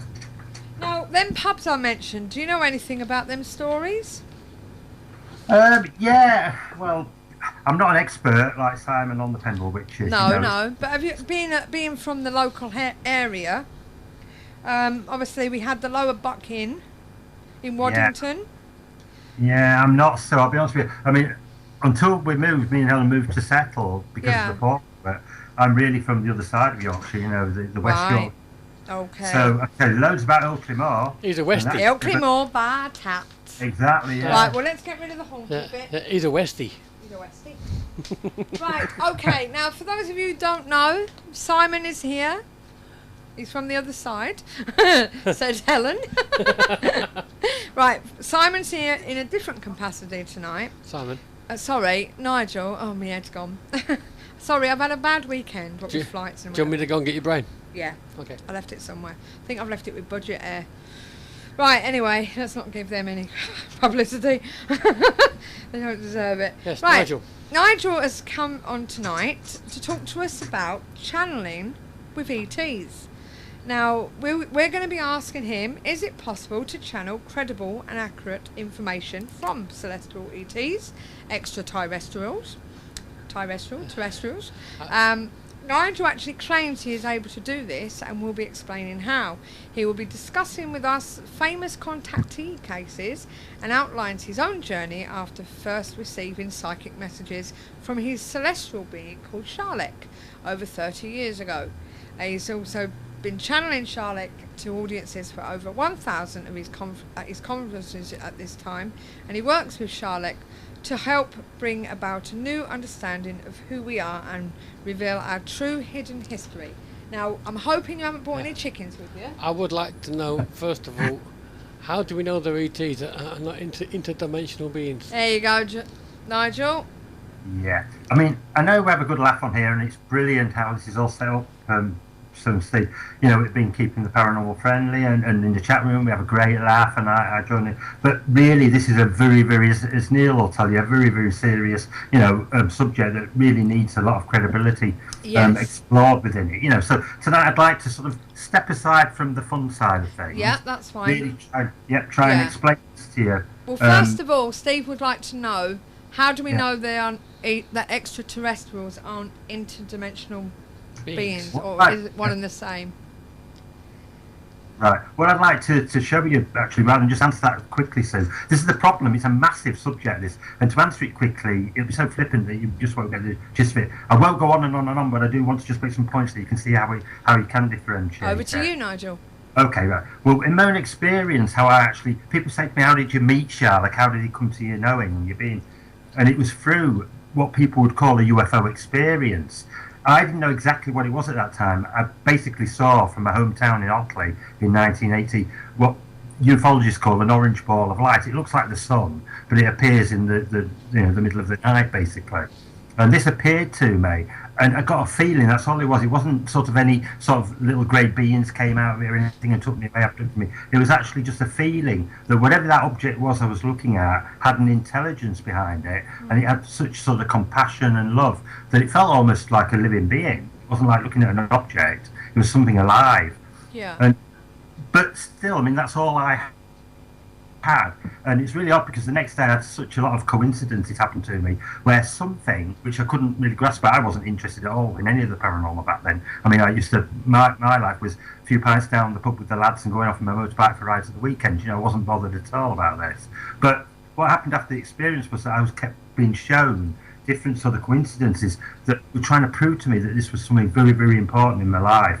To go into all of them again, it would take ages. But one of the basic things that happened after a while was my psychic awareness began to grow within me without even trying. I'd suddenly be sat down watching TV and I'd have a vision of something. One of them in particular was being taken to ancient Egypt and being shown how different aspects of life in ancient Egypt took place. And then there'd be other things like a few years later down the line, I started being directed to find ancient sites, which I didn't know what they were back then, 30 years ago. I thought that I was just being taken to these sites because they were interesting. They were just stone circles and places like that. Didn't work. But it was all almost like a hidden education, something. Now, at this point, to answer Steve's question, it could be either spirits or it could be something else that we don't know about that was trying to direct me in that to find these things out. But suddenly then, it was around about 1983, 84, I started to gradually, and I'll be honest with you, I did think that I was actually going mad at that point because I started hearing this voice within my head, which was very soft, very almost like musical, this voice, but it was talking to me and stating that I am Charlotte, and I didn't have a clue. I mean, the internet wasn't around then, so I couldn't find out who Charlotte was. Yeah. I got a clue. All I knew was it was sounding like a male voice. I got this picture in my head of what he might look like. And then I built up this almost like over the years a relationship with this voice. And he wanted to show me what he was, who he was, and where he was from. And that's where I learned that not only do we have spirits that can come through in that way through mediums, extraterrestrial humanoid-looking beings, some of them look very much like us. There are many, many different types of races. It's infinite, actually, how many different types of beings there are out there. But the ones that are actually visiting us at this time, are the types that people do encounter. But in particular, in my case, it was a very humanoid type of entity, because I found out, it always takes time, you only get little bits of information, but I did find out that I was connected with these beings from a period really early on in my life when I lived abroad, and that they visited as a young child. Nigel, I don't mean to stop you for a minute. I'm going to have to ring you up, I think, because We're getting a lot of humming. we're getting a lot of... you're breaking up a bit, my love. Right. Let me try and ring you back again. Sorry about this. No, it's fine, yeah. Okay. Is this on the Skype, sir? Yeah, let me ring you back again on Skype and see how we go. Rightio. It didn't sound very good for some reason. Sorry, Nigel, I didn't mean to do this to you. Yeah, a bit of a hum there, wasn't there? Yeah.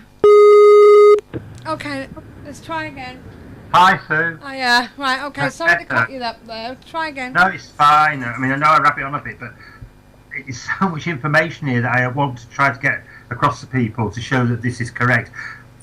What Charlotte, this entity that came to me, who did look very human, human in the way he looked, he did try to get across to me to prove his existence, more or less, outside of myself, outside of my own, what you might call my imagination, events. He actually led me in directions. And one of the most important things, which Neil will understand, I'm sure about this, is that to actually work in this way and communicate with these beings, these celestial beings they're called, you have to be honest. It's like building up a relationship with a friend.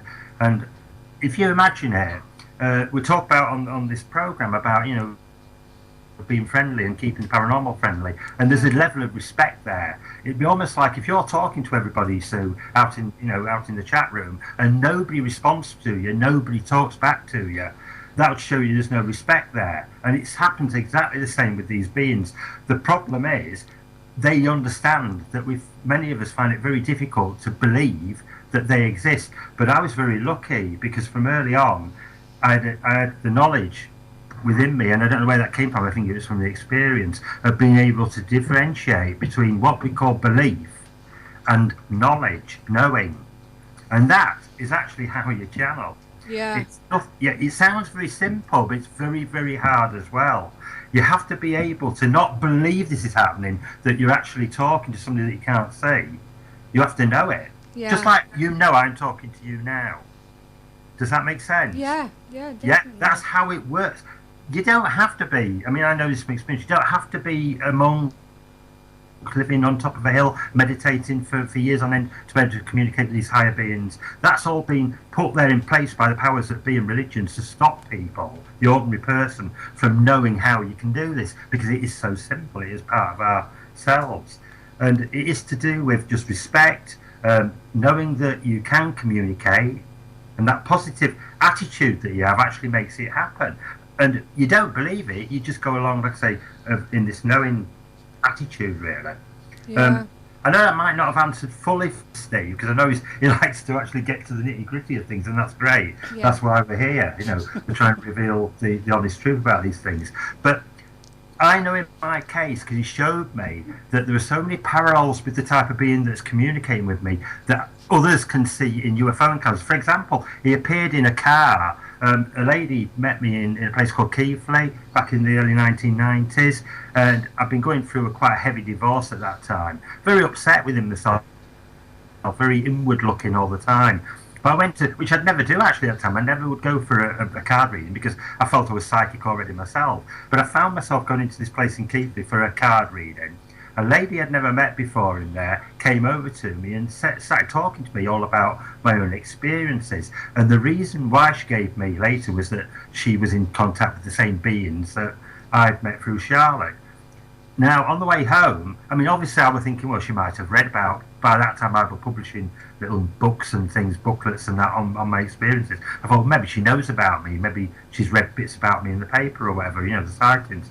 But she showed me, she pulled up a place called Chelka Reservoir, which is just outside Skipton. And she showed me, within seconds, the whole car lit up with a light, a bright red-orange light, glow, and a face, which is called transmogrification, literally changed within about a foot away from mine into Charlotte's face. So I saw his lips quivering. I saw him actually looking around the car, wondering where he was. It was an unbelievable experience I've never ever forgotten. And again, a communication took place, but only a little bit compared to today. He knew, because we have to adjust. I've been talking about this all the time with the portals and things. We have to be able to adjust our energies to actually fully understand and communicate in a full physical, sensual way with these beings, which takes time. You have to be educated. One of the things that he did teach me, Charlotte, right at the beginning, through other guides who were beings on Earth, human beings, famous people actually. I mean, there were some that weren't famous that you'd never know of, but there was a couple that I will mention.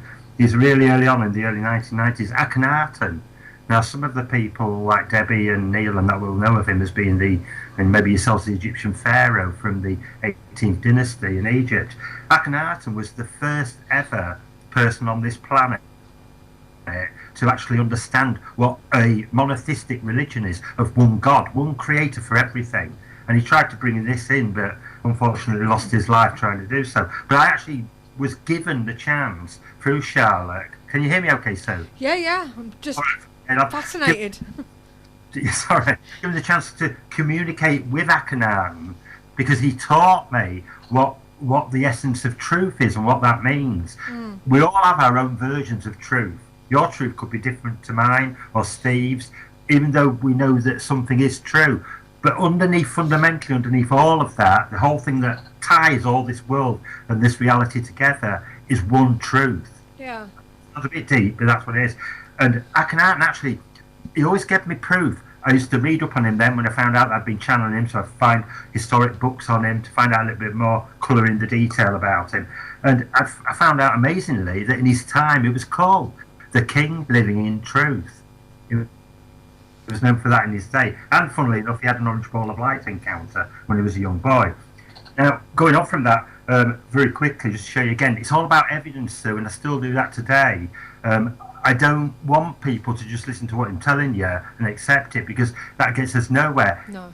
The guy that's working with me, Charlotte, is trying to use me, or I'm quite willing to let him use me, to bring across information that can be proved. And I'll give you one very quick one. I mean, you might have read, Steve will have probably read about it in the Portal book, about Backstone Circle being found on Ilkley Moor through Charlotte's help, telling me, where to go and find it and things, and how to reactivate it. But one of the other important things was that I had a vision of when I found that stone circle on Ilkley Moor, which the archaeologists of the Yorkshire Archaeology Society actually didn't know where it gone. It disappeared for over 100 years. But after my guide Charlotte had helped me to locate it again, you see what had happened is some of the standing stones had sunk into the earth, so you couldn't tell where a line of the circle would be. And some of the stones have been moved and been put into farmers' walling and things like that. But he showed me how to look at that landscape differently with other eyes, he called it, and I could see the outline of the circle. So I got the archaeologists to come up from the Yorkshire Archaeology Society, and, well, to cut a long story short, today it's on record that Backstone Circle is not just a stone circle, it's unique. It's one of the only double-ringed stone circles anywhere in the country. So, and these are evidences that are proved by channeling first, then the information coming later. Yeah. Mentioned about Akhenaten and his daughter Skota. Can you hear me okay? Yeah. Okay going on? Yeah, carry on. Okay. I mentioned about Akhenaten that I channeled learning about truth, but his daughter in his time was called Meritaten, but her sort of English name, the way that the Latin name that comes from Meritaten, is Skota. Now, it's in Irish folklore, this myth and legend, and in other legends in Greece and that and around the world, that at the time of the Bronze Age in our country, this 18th dynasty in Egypt, there were a lot of plagues and persecutions and things. So his daughter left with the knowledge. There's like a first knowledge of how, and the portals comes into that actually, of how things all develop in almost a mystical way. And he sent his daughter to find another land where he could keep this knowledge of the one creational force going. And his daughter landed on the shores of Ireland. Now, this was never told in any of our British history for hundreds of years. It was all kept quiet because, you know, there are reasons which I won't go into at the moment. Yeah. It's all to be revealed that. But the proof, what I'm trying to get at the moment, is the important thing. Now, when I first got this information, I wrote my booklet called The Circle and the Thought back in 1989, actually channeling Akhenaten and talking about his daughter. When I used to tell people about it, and academics, they laughed their heads off about it, saying, impossibility, the Egyptians weren't even a seafaring race, they wouldn't go anywhere else and take that religion anywhere else into Europe. But there have been, in recent years, quite prolific writers like Lorraine Evans, Excuse me, Nigel. Yeah, can I ask you to slow down a little bit? We've got plenty of time. Okay, yeah, sorry about that. Go on, Nigel. Go on. Get this across because I know that it's a lot to take in. And yeah, no worries. We can be on here as long as we want. Go for it. You've got the gist about what I'm saying about Akhenaten's daughter there. Yeah. Yeah. Well, basically, these other people that started to look into. I mean, Lorraine Evans is a pure out and out historic archaeologist. She's not interested in any of channeling or anything at all. But 10 years after I got this information channeled, she started putting two and two together and looked at the building blocks of history and realised that there's good evidence, very good evidence, that Scota actually landed on the shores of Ireland and founded the early sort of Irish tribes. Now, you've got to think about this. That tradition of that name followed through all of the kingships in Ireland, and eventually they moved over into the north of Britain towards Scotland. The clue is there. What do we call Scotland? Scotaland. It was actually after her, and people have been seeing this all these hundreds of years and not put two and two together because it's always been sort of pushed in a different direction for us not to find out. The ultimate proof that Charlotte told me about this at that time, which proves there's something that they want to keep hidden away from people, is that he told me, he said, I'll show you the proof to it, Nigel. If you go down to the History Museum, the National History Museum down in London, there is a stone on the second floor tucked away in a corner, and on it was found in a field in Southern Ireland near Kilkenny. He's told me that if you look on it, a face that is facing out towards the public, there are what are called Ogam inscriptions. They're an early language that like the Celts used to use, which would be right for around that time. But he says, what they don't tell you is, and if you get a chance to go down and have a look, which I did years later, turn the stone round if you can, or get near it and try to look behind it. When I did, I was gobsmacked.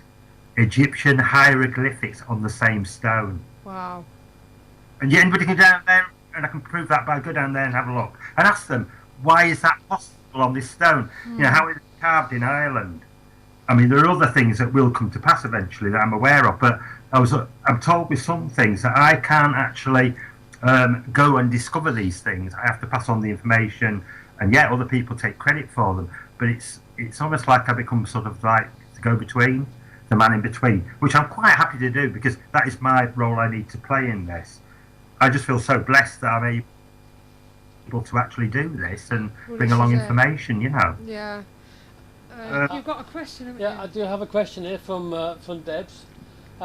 She's asking, what do you think of the Temple of Abydos and the hieroglyphics of the helicopter? Yeah, I've seen these online. I mean, they're amazing, aren't they? There seems to be more and more of these actually appearing, you know, all the time. Now, you've got to look at them, and you've got to say to yourself, and they're not fake. They actually are correct. Them, they have been, you know, noted from all. But this is the problem. If you take them at face value, they do look like modern helicopters. Some of them look like modern tanks and things.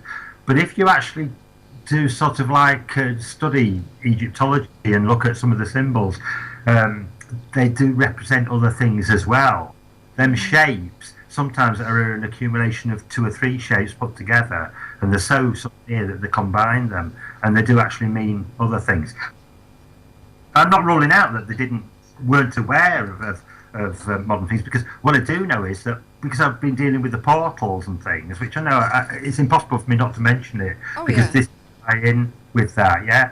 But because one of the major portal areas is actually near to the north of the Nile, actually, not far from Egypt, in that delta in the world, one of the major portals, there would have been the possibility that these early peoples, and I'm talking about what I talk about in my book, the first peoples, the peoples that came from the old Atlantean races, they would have been able to activate and use these interdimensional places to actually bring through knowledge of the future. You know, the time, almost like time travel in a way, and see what objects and I do think, I mean, this is my own personal view that Charlotte showed me, that when we talk about Atlantis and these pre-civilizations to the one we have now in modern times, I do think that they did go through a similar evolutionary path and actually went much further than what we've got today, and did at one point leave the planet. You know, so they would have had helicopters and things, but whether they're Abidos's actual descriptions of them, I'm not sure, you know. Ghost Rider's asked, I'm going back to a question that's been missed. He said, do you think that aliens or ETs built things like the Mayans and temples and pyramids and stuff, as in today we build everything with machine? Do you actually think that way? Right, I was shown, remember I told you about at the beginning, I was shown actually a vision of ancient Egypt before the Egyptians got there. And that sounds really odd. It was a really early time, like in prehistory. Yeah. And it was shown a lady that was about 15 foot tall. She was all in white, and she was stood at the side of me with her arm around my shoulder. And I wasn't allowed to turn around and look at her face. Whatever I did, I couldn't see it, but I could see everything else that was happening. And you hear of all these stories about, you know, like you said, beings helping to build the pyramids and things.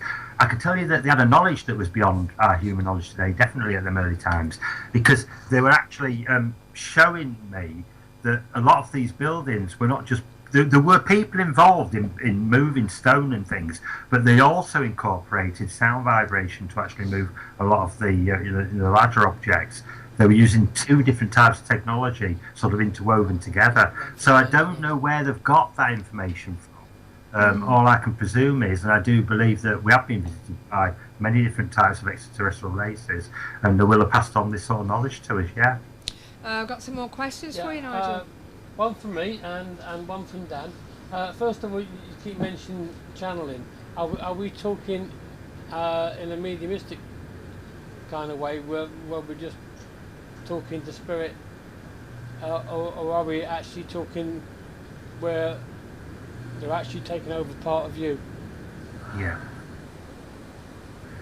I thought at first you were going to say, Steve, are we talking about mediums of spirits and channeling non-entities, you know, like ET and things? Right, yeah, that's what I'm about to say. It's exactly the same. Right, like Neil can do the physical manifestations of these beings. I can actually channel in a way that the information comes through to my mind, and that's... I have to adjust my vibratory level of my body, my energy, to raise it to meet his halfway. It never works where they always, because it's about respect again, it's about free will. None of these beings, there are some low-level beings that will do it, they'll jump in when they want to. But most of these higher beings understand that they can't take your permission away from you and just come into you, so you have to meet them. You know, you're sort of basically saying to them, this is fine, I've met you halfway, let's join together. Yeah. And that can happen, yeah? I have done on occasion, I told you about the transmogrification, where I can get somebody who's working with me, and they have to understand quite well. It's usually a close partner, or it's somebody that knows me quite well. They can get then, it's difficult, because what I'm doing, I'm actually trying to channel the information and understand it, interpret it within my own mind, and then verbally, you know, relay it out.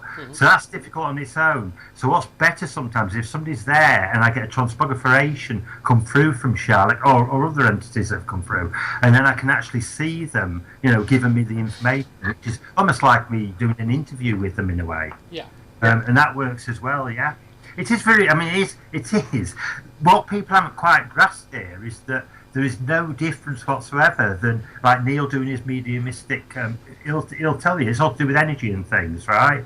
And it's just about being honest about what you do, about being open as well, and accepting what comes through.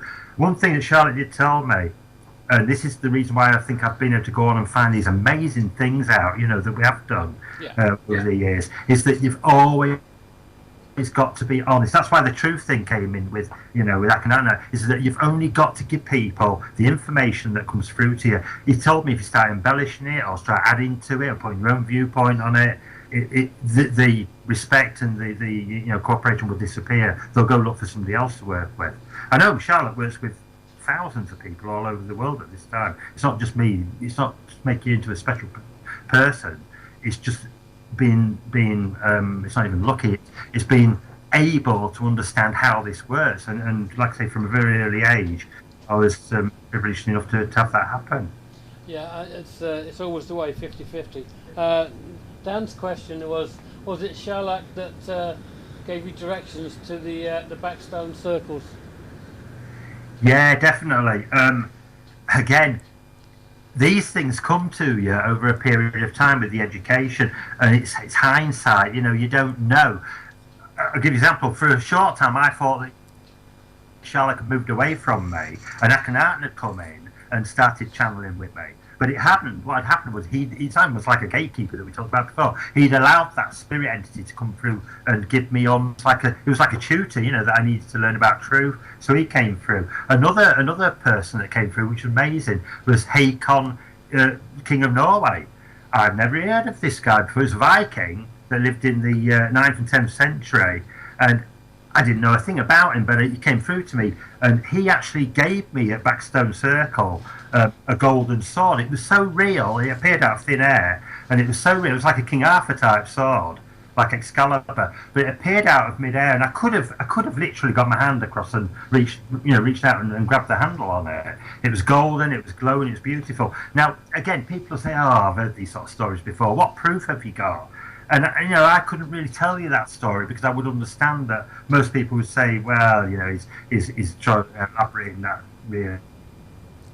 But it isn't. It is really true. And what happened was, so that I can put meat on the bone, so to speak, with the account, it was in 1991 that happened, the vision at Backstone Circle. In 1993, I was out shopping in Ilkley itself, below Ilkley Moor where Backstone Circle is. And it was a bit of a dreary day and things, so I thought, I'll go into the parish church and have a look round. Now, I couldn't believe it when I looked up to the top of the nave of the church. Hanging from the ceiling was a model of this golden sword that I'd seen on Ilkley Moor at Backstone Circle. So I thought, well, that's unusual. That's exactly like what I saw. So I started looking into it, and there was a pamphlet lying around the church that talked about, very briefly, again, because it's a long story, but very briefly, that the congregation of over 20 people and the curate, Tony Kidd, and the vicar there, Richard Marshall, actually saw on the very same day as I'd been seeing this golden sword appear at Backstone Circle, a pagan, stone circle site, in the Christian church, the parish church, the same sword appeared to this congregation and came through the roof, down onto the floor, and embedded itself in the floor. And over 20 people saw that. It was in the local press at the time. I mean, I'll just read it quickly here because it's quite interesting. From the article, it says, the curate of the church in 1991, Tony Kidd, saw in his mind's eye a sword that was emerging through the roof of the nave of the building. He didn't know that others had seen it at the same time. Floating down with majestic splendour, the sword embedded itself into the floor of the centre aisle. It came through the roof at an angle, and its tip disappeared into the ground. Now, what was interesting there, I was amazed. I'm thinking, this proves that I'd already told people I'd seen this sword appear at the circle. Now, I found out in a short time that the sword in the church, it was also part of this legend about Haakon, this king of Norway, actually came to Ilkley Moor with King Athelstan in his time and carried a magical sword called Quernbiter. It's an unusual name, that. This sword was supposed to be so magical that it could cut a quernstone. Now, a quernstone, you find them all over the moors in the area, are these big sort of large millstones that are quite thick, over a foot thick, and they used to use them for grinding corn and things. Well, the sword was supposed to be able to actually cut that in half to the centre eye of the stone. Now, even though I knew all these things were amazing and these things were taking place, I started to look more deeply into this, and a guide, Charlotte, made me realise that what was happening was, just like in my time, Hakon had found out that something very unusual, very psychic was happening in that area. And really, they were showing you that Ilkley itself was a place, and it's slap bang, if you look at it geographically, in the middle of England. It was a place that a new beginning, a new awareness was starting to open up. It was the centre eye, like this sword could cut through to the centre eye of the quernstone. And what it was trying to tell us was that this king was fully aware of that. He was quite ahead of his time. I do believe that he was actually a channeler as well. He was a pagan Norse, he believed in all the Norse gods like Thor and Odin and that. But he got converted to Christianity. When he went back to Norway, he took a lot of these Christian values with him. But on his deathbed, he did revert back to paganism. Now, what's interesting is, though, when he died, he became a great leader. He was very wise, and he had a lot of compassion for people. He looked after the poor. He was a very good king. He was a true king, in the sense of. But even today, what stands up is that even today, and I admire him so much, I've communicated with this person, that even in Parliament in Norway today, even though they were laid down in the 9th and 10th century, hundreds of years ago, some of his laws and his wisdom is actually statute in law in Norway today. It's unbelievable. Yeah. We've got two questions come in. Sorry, which are continuing there, sorry. Right, yeah. Right. No, sorry, yeah. I've got two more questions for you. Chris wants to know, is channeling something you can learn? And Ghost Rider 2873 would like to know, are these balls of orange light regular? Okay, for the first question, was it Chris about channeling something you can learn? Yeah. Definitely you can learn it without a shadow of a doubt. See, it came to me in a slightly different way because I'm being manoeuvred with the channeling for a certain purpose. But a lot of people can channel. In fact, I say a lot of people, everybody can channel. Like I said right at the beginning, it's whether you want to or feel you need to, but it's no good playing at channeling. It's like, I really appreciated what Neil said last week on the show, where there was that expectation probably in the chat room that he'd come on and people would want him to do his mediumship there in the studio. It's not about that. It's not about playing sort of a parlour game or trying to. It's really got to be put to good uses because it's very, very important. It's part of our evolution, so to speak, that we're actually heading in a direction that makes us spiritually complete beings. And to just sort of like prove it, it'd be like me saying to you all the time, so can you prove to me that you're good on this radio show? I know. It's not right, is it? It's just No. not respectful. And it is to do with that. That's really what's at the core of it. But you can learn it, to answer the question there, Chris. Yeah, you can. I mean, I used to, right at the beginning, when I started getting my psychic awareness come to me, which was always there, remember, it's just that I was made aware of it. I used to do things like, I used to look at lots and lots of different books. I was obsessed by buying books on sort of like, one of the favourite books I had, which I didn't realise at the time how occultish it was the Secret Magic of Abramelin, which shows you all sorts of ways about how to delve into looking into different levels of reality and to actually vision and things like that. One of the quick ways you can do it, but you've got to be very careful with these quick ways because unless you've got complete control of the situation and enough education about it, you can come a cropper, and there have been many reports of that. But one way you can sort of try to start to do it, to open into it, it's very simple, is to shut your eyes, visualise what I used to do, a triangle in your inner mind, and just hold it there for a few minutes in your mind, and have it as a colour, have it as green, which green is quite a neutral colour really. So hold it there as green. Now that becomes almost like a window that allows your vibration to raise through, and then if you've got to protect yourself before you do all this, make sure that you're only working towards the light, but then change it to red suddenly and just see what happens for yourself. Some people feel that they can go through that and suddenly they'll hear communication come through the shape as well. Then eventually, you can move on. It does sound very occultish, and it does sound sort of almost like talking about early craftsmen. It isn't. It's just been made to look like that, believe you me. Well, we're going back to the religion again, from the witches and everything else back then, where people who would hear voices would end up being, straight-jacketed and this, that and the other. And the rest of the chat room, Sue, we'd all be lynched up by now. Oh, I know. But as I say, do these orange lights come all the time? Are they regular to you? Yeah, not as much as they used to be, but when I hear of other people that see them, I know what they are now. I mean, they are a type of UFO, but many of the UFOs that people are seeing, whether they're orange lights, orange balls of light, or metallic craft and things, are actually manifestations of projections. They don't even really exist in our. That's why they do amazing things in the sky. Now, I know everybody doesn't agree with this. Some people are ardent believers that these are metallic, structured craft that come from other worlds. And who's to say they may be? But I do think it's a little bit.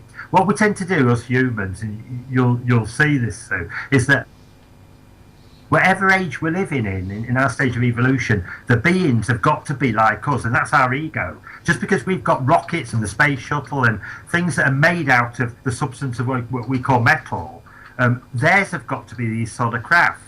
Whereas when you've got a being that is so advanced that understands that the only craft you really need is your sense of yourself. You can move yourself. Think about Roswell. Yeah. People say this, they say that can't have been real, right? Because basically there'd be some evidence that the craft that they'd been. Well, Charlotte did try to make them understand about what really happened there, and I've never released it fully because it's up to other people to come across this at the right time, so to speak. But I will give you a little clue, and that's that they would never have found any sort of propulsion system that like we would use in a rocket or a spacecraft in that thing that came down in Roswell. But what they did find, and you can look on the records, they did find on the panels inside it, they did find places where something could put its hands, almost like hand indentations. And that's a clue that's been given to us to show us. I mean, they didn't actually. The truth is, it was actually made up by the military. They did not find any physical, when I say physical, I mean like us, dense, physical, alien ET bodies on that craft. The craft was made physical so that we could find something, but the beings that operated it were the craft, and they could actually put their manifested shape of a hand onto that panel, and wherever they want to go in the multiverse, never mind the universe, in an instant they would be there. Just like when you think, I'm going to move my legs, your brain is telling you that leg goes forward and you go in that direction. Yeah. They to think about where they're going, and they go. They know how to operate and manipulate time and space through the mind, and it's something that we're going in that direction. The balls of light are actually interfaces. It's the best way to look at it between them and ourselves. Many people see these balls of light, and if you look in many religions, they're there as well. One of the classic things was the sun, the dance of the sun at Fatima that happened. It was a big religious thing that happened back in 1918, was it? Where people were seeing these sort of visions of like Mary and a big orange ball of light that appeared. Some people that were near the front of the crowd saw a religious experience. Those that were further back only saw this ball of light flying across the sky. And it is really, this interface, really, that they use what's already in our minds, our culture, our education, our knowledge, to manifest and mould themselves, literally like plasticine, into something that we can recognise. So would you believe, right, people are thinking now about channeling and blah, blah, blah, blah. If they've not done it before, would you agree that it's not a case of just going out and doing it? You need to, obviously, meditation helps and learning to meet your guide and stuff like that. But it's all about trust. Well, it's all about being able to control it and being grounded, because if you don't control things, obviously, you could end up causing all sorts of problems in your life. Would you agree with that? Yeah, I agree with it in two separate halves, really. I'll try and explain to you. The first half, everybody was excuse me, got a frog in my throat. Everybody was supposed to be able to, by now on this planet, channel and communicate through the pineal gland. It was supposed to be a sense that was there. It was actually dumbed down thousands of years ago, actually. to stop us from doing that. And it is starting to wake up again and come back very, very slowly. So to answer the first part of it, really, it's not a case of should people really delve into it. They should be doing it. Just like it'd be like you're saying, should people really shout through the mouth? They can want to and they can do it. It's that really. Now, because it's something unusual and not everybody does it, then we have to. I mean, there's a sense there, isn't there? We have to watch what we say to our mouth, because there's a lot of problems. So the same type of thing happens with the channeling. We have to be careful, and as you know, I mean, I always thought that I was really protected by my guide Charlotte, but he put me through a big lesson, last year with the illness and things that I went through. And it's all right to laugh, saying, "Oh, well, you said you were cursed." But when you really understand about making sure that you use the energy you've got to only sort of connect with the right higher vibrancies, as you can end up in trouble, which I saw firsthand. You've got to be really careful. It's just responsibility. And what I found is that if you go with intent is the key word. If you go with good intent and you're looking to sort of like bring light into the world and trying to one of the biggest things that we need to do at this time, and I'm hoping that everybody in the chat room can take this on board, is that we need to tell the truth. It's such a, there's so much dishonesty in the world, and the way that the media is manipulated, and how stories are put over to us that people out there in the ordinary working real world, so to speak, every day they don't have time to look at these things. They don't realise how their lives are manipulated. And they're the ones that tend to mock this subject and don't understand it properly. But really, it's almost really important that we need to understand that we are spiritual beings, and we need to keep that journey going. We have to be honest about this and tell the truth. And if you do go in that direction, so you do find that these beings are attracted to you that are higher. They only work, the ones that are high, and the ones that come from other worlds that have been through the rubbish and I'm going to swear that we've been through over the last few years, few hundred years with wars and things, and killing our own kind. It's quite deplorable. And they've been through all that and left it behind thousands and thousands of years ago. They come here and they start to see us still acting like that, but they know our potential, they know where we can go, and then they will be attracted to you if you've got that intent. They know what's in your mind, they can read it, and they know what you want. If you're a power hungry, egotistic, greedy person, you might start getting a few bits and pieces of information through, but I can promise you this, it won't be long before the negatives join in. That's where you've got to be careful, haven't you? If you go into it willy-nilly, then you are going to get some bad ones. It's not about, though, you're right, but it's not about trying to be, we're all human beings living their life on this planet. It's not trying to be gooder than good, or like I said earlier. I mean, I know there's a couple of people on here that practice Reiki, right? But it's about being honest. And I not like what I say, but I tell the truth about it because I know it's come from the source that Charlotte's brought it to me from. And Reiki, for example, I used to do psychic readings, and I used to charge for them, like a lot of us do, right? But I also knew at the same time, because that was my business, that there are people that are involved in all this that charge horrendous amounts of money, that they don't need that amount, to actually set up, courses for Reiki and this, that and the other, or to give readings. Now, I know that Reiki uses, because I use it myself when I channel, is what's called, the guides call it universal healing energy.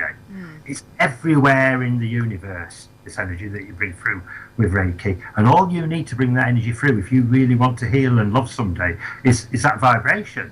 You're just tapping into it, really, aren't you? It's free, and you only have to ask for it. You don't have to go on any courses or anything, and that really upsets me, because then a lot of these people that practice it, I think because they already know it, they get really uppity about it. You're saying that. All I'm saying is the truth. Yeah, very true. Steve's got some more questions. I've got another couple of questions for you. Two actually. One from Dan, and it says, "Has Charlotte ever given you a hint of future things or predicted anything?" And Lee would like to know, can you stop the channeling, or do you have to follow it through to the end? Yeah. Okay. I'll just give you a really quirky one that I've not seen him on here for a while, but a friend who was sort of like witness to a lot of these things happening back in the 80s and 90s, John, that came on the chat room for a couple of the first shows. He actually was with me once when I was in what they call a massive crater on Ilkley, a big hollow in the ground, when Charlotte very first sort of came through, well, about third time he came through to me, and he said to me, this is for the future, and he sort of showed me that the land is going to get very wet, and he just said to me, the rain shall fall. Now, within seconds of him saying that, John's face, I've never forgotten it to this day. I mean, I understand what happened. It was a bright sunny day, and out of nowhere, just on us, a massive black cloud appeared and rain poured down on us both. Now, it wasn't just about that, it was about the future, because he told me and he showed me. And in time, he actually showed me areas of the British Isles that are going to get flooded more and more and more. As you know, in the news of recent times, certainly in a couple of years, this place is sort of gradually sinking under the water table. It's getting worse and worse, and that's what it was about. I mean, I've had channeling come through where I've always kept a record of it, and he channeled to me that Wales would be badly hit in particular, and as you can see, that is starting to happen. So I've had things like that. They may not sound that important, but they are important, because people I don't want to scare anybody. I don't think it's going to be for thousands of years. It's going to be a gradual change, but once this planet didn't look like it does today, and in a future time it may change again. So would we as well. So would we to accommodate that. So it's something to worry about, but it's about how things will change and how we will have to change. Well, our descent will have to change in a way to match the planet as well. Yeah. But I mean, the channeling, to answer the second part, the channeling, I switch it on and off. There's never been a time. I mean, I've had dreams and things where Charlotte will come through in the dream state, and he'll give me information there, but that's not as intrusive as being, fully awake from that. And I mean, I'm going back, before I got ill, I used to on a regular basis do the Pro Conference at Blackpool, which I'm doing again in this March, coming up, talking basically then about the portals, because it's moved on to things. But I did used to do the channeling to try and prove to people, to these big audiences that used to get there of 400 or 500 and sometimes up to 1,000. But he'd always bring through information, a bit like Neil does with the mediumship. He'd bring through information on a very personal level, but it would never be, oh, you're going to win the lottery on Saturday, or things to do with our life. It would never be on that level. It'd always be to do with the emotions, to do with important things for them people that they need to know about. And I can honestly say, and this isn't blowing me on trumpet, I'm the type of person that if any of this had failed because I made it up, or I tried to add more to it, or like I said at the beginning, anything like that, I wouldn't be able to continue after so long doing this. It's because I have no fear when I stand up to do this in front of an audience that everything will come through how it should do, because that is what's supposed to happen. It's that's how it works. Yeah. I take it you mentioned John. You was on about John Hall. That was John Calamari. Oh, John Calamari, right. John knew about some of the things, although I didn't know him. John Calamari was actually a very good personal friend who actually channeled as well himself. He used to see these beings. I went through a period from 1980. Remember, I started off after my experience for about 4 or 5 years as a ufologist. Yeah. And this is really interesting, because I was shown before Charlotte came to me that you could, at that time, you could be a ufologist. You could talk about lots of different types of objects being seen in the sky. And I used to give, I used to be an investigator for UFORA and the British UFO Research Association and some of the big bodies in the country. Lecturing on UFOs. But as soon as the channeling came through, and I was prepared to be honest about it, because I thought, hey, I found out what all this is about. These people having, this is what it is. These beings really do exist, and they're really trying to come through to us. But then when that happened, nobody wanted to know back then. No, that was a step too far. Yeah. And it amazes me that I can sort of say the same thing today, and things have moved on so far with people, how they're prepared to be more open, and we discuss these things now, that you can see that the evolution is taking place. Yeah, Chris has asked, what's your views on the Mayan picture of water? The Mayan picture of water? I'm not sure. I don't know about that. Right. Is it to do with the calendar, or? He hasn't said it at the present time. If you could tell us a bit more, Chris. So, was there any other questions? That's the only one that's there. I could ask Charlotte about it. I mean, Helen's made a point on here that when a message has to come through, it does. Be heard, Oh, yeah. learnt, spoken. Yeah, if it's an urgent message that they feel they need to get across Yeah. to somebody, it will get through. Yeah, definitely. But on the other side of it, as I say, I mean, in all the time, it wasn't because I was just ill. In all the time I was ill last year, Charlotte didn't come through at all. But what he did do, and Helen's here as my witness, he came through to Helen. She's never channeled in her life before she met me, but she started bringing through information herself, which I knew he was doing that. He told me he would still bring through the information, keep the relationship moving. But my energy in my body was so low that if I'd have tried to channel it, probably would have killed me. And that's not an exaggeration. You have to, even today now, I'm building up my strength, building up my energy again. But unless you do this sort of thing, I think like Reiki Debs would probably know, and Neil certainly would know, and maybe one or two others in the chat room will know that this energy thing, you might know as well, so that if you do all this, even if you do it on a slight level, like people that do tarot cards, for example, it can drain your energy so much. Oh, you're that it's like telling a me. battery that needs charging. You got well drained when you did that. Yeah, I had 10 last week. Never done that many before. There you go. Well, you'll know so that it's because it's something so draining. So it's an energy thing, isn't it? Oh yeah, definitely. It's like I used to feel like I've been playing 10 football matches one after the other. When I finished doing my channeling. But also, what happens is it's almost like you're the one that's prepared to do this. Nobody's made you do it. So what happens is, although it's very draining on the physical body, your actual spiritual body and your mind is given so much, new information and fed in such a different way that it's well worth it, at the end of the day.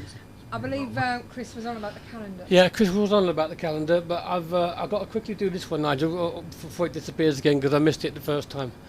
Ghost Rider has said when he was a child, he remembers waking up at night, and there were several light, dark, and then it was daylight. Any theories? I'm not quite sure where he was going with the light, dark. I mean, I'm getting a picture of what you're saying in my mind as we say it, trying to picture this. I mean, ask me, is he in his bedroom? Was he waking up in his bedroom and he got this sort of like a dark light? Yeah. A light on and off type of thing? Yeah, I think so, yeah. Yeah, I've not heard of that personally, I mean, what I have had myself is that when these beings do come through, sometimes, obviously, we've all heard of like illumination and that sort of thing, that they can come through on this light energy. But what I would be aware of, I won't be worried about that at all, because, there are different ways where these things do manifest, and sometimes it's down to a personal thing, of how that it may have been that for something to come through to him all in one go was too much. So what they did, they came through a bit, held off, then it went dark, the energy, subdued, then it came back a bit. It could have been like that, just coming through to him gradually. But also I have seen cases where there is, I mean, I have to say this, although we're dealing with positive beings, and they're lovely, they're beautiful, some of these beings, they really are. And if we can get anywhere near them, it will be fantastic. But also there are out there dense, sort of like, just like we have on this planet, egotistic. Well, there are some beings that sometimes are nice and sometimes aren't nice. Yeah. They have personalities, you see, and they go through different things. So they're not. We get this thing in our heads that we think that all these beings are like angels, and they, the good ones will always do good, and they'll always be there for us. But they actually live real lives. Yeah. They exist really, and they have. It's on a different vibration, a higher vibration, but they do have flaws. They're not perfect. They're not God, They do have flaws. So you've got to be aware. I mean, what I would do there is that he needs, if he still gets that happening, or if it's never happened since, is to, if he wants to take it further, is to ask. I mean, that is the simplest thing you can do, is to ask. Yeah. I can't understand. I really can't understand now, but I can see why people won't do it. Yeah. It's because they expect before they do it, so that they're not going to get an answer. No. But if you just ask, and wait, and then if nothing happens the first time, ask again, just say that you sincerely want to. People that deal with angels, you hear this all the time, don't you, that they ask you to ask them, because they want you to actually approach them and give them permission to help you. That's all it's about. Yeah, I suppose there's a different sort of energy transference. Like Reiki Deb said that when it comes to Reiki, she doesn't feel drained. But when it comes obviously to channeling and spirit and that, people do feel drained, and With like I say, tarot reading, I thought I was doing 8, I ended up with 10. 5 minutes break in between. By the time I'd finished, I was really knackered. When you're washed out. I mean, I've been like that, and I've been off my feet for a couple of days, because it takes a while for you to readjust your energy and get it all back. It is quite nasty in a way, but she said it is different to Reiki healing as far as she's aware. Dan's asking, how often do you get the messages from Sherlock? Does Sherlock, he's saying, sorry, he's got it wrong. Does Charlotte give you enough information to make the information useful to day-to-day life? Yeah. And how often does he give you the message? Do you get the messages? No, I'll be honest with you. I mean, what I know he's done now, because I mean it's all come through, in a gradual sense. He will work with people that you meet every day in everyday life. For example, when me and Helen only came to settle a couple of years ago, but we didn't know why. But I was, just like we said, I was so impulsed by what Charlotte was doing in the place where we lived previously. He actually went through a lady who I knew was connected to these celestial beings. I could just feel it in her energy. But he worked through her to get her in the real world to actually enable us to move to where we live now, which is 200 metres away from the portal. And you see, that's how they work. It isn't a case of me getting up every morning and sat down in the middle of the carpet and thinking, right, come through, Charlotte, today. I want to know what's what. It's almost like it's more important than that,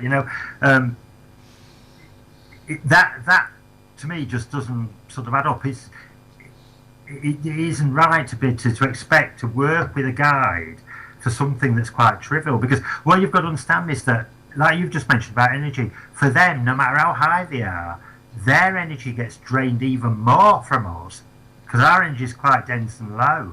And to work with us, it's like, spirits that come through and that, Neil will tell you, it actually is quite exhausting for them to do it. And for them to interact with us, it's got to be for a big purpose or something quite important. So I wouldn't say that. I mean, if I wanted to this evening, it was for a good reason, not just to sort of just do it because I need to do it and prove something to somebody, but it was for an important reason, I don't think I'd get turned down the communication or the contact. But I certainly wouldn't go out of my way to do it just to prove something. Yeah. So no, it isn't a day-to-day channeling on that basis, but it's definitely a day-to-day living of it in the real world. Yeah. Yeah. Can I mention right quickly about you? It was quite funny about people calling him different names. Yeah. So we called Sherlock and Charlotte. And so apparently it was my fault. I must have read it wrong. Yeah. No problem. It's a strange name. I agree. Charlotte. Yeah. When I got it, I was thinking. I mean, this is how mad I thought it was when it first came through. And I mean, people used to mock me with it. I used to think he was saying Dalek. And they were saying Charlotte the Dalek, because it were all to do with the UFO thing and that. But on a serious note, it was years later. Remember when he first came through, there weren't any home computers like there are today. There were like the little Spectrums and things, and you couldn't get on the internet. So I got this strange name being channeled to me, and even I started to disbelieve it at some point. I thought, Charlotte, that's made up. It doesn't sound like a real name at all. But years later, I was on the internet. And a young lady just out of the blue sent me an email from Germany, and in it she put, "I've got a racehorse called Charlotte." So I thought, wow, it's a real name, or it's a name. I asked her, "Why do you call your racehorse Charlotte?" And she said to me, "It's a very ancient Germanic name meaning wisdom." Wow. So there again. See, they bring through this proof at the right time, and I must have had to know his name. Part of his name being so ridiculously silly sounding may have been part of the test to see if I would carry on interacting with him. You don't know, but eventually you've earned that right to know what the name means. And as obviously we've been with him for over 30 years now. Yeah. So if there's no trust there now, there never will be. Like I've told you, the latest thing that's come through, which is amazing. It didn't just come through to me; it came through to Helen as well. Was the last time I was up at the portal in the snow that we had, this massive snow a week ago, or was it a week ago? It seems ages ago now. And we actually got through, and we keep getting it coming through, which Steve and some of you on there will see on the internet. I know without 100%, just like these things that happened with Egypt and Ireland and things, that this needs recording, because it's not a case of us just catching something by accident on camera. You've heard of Palladian beings, the beings that come from the star system of the Pleiades. Well, they can actually travel interdimensionally. They don't just come in craft in our dimension, they come in crafting the 8th dimension, it's called.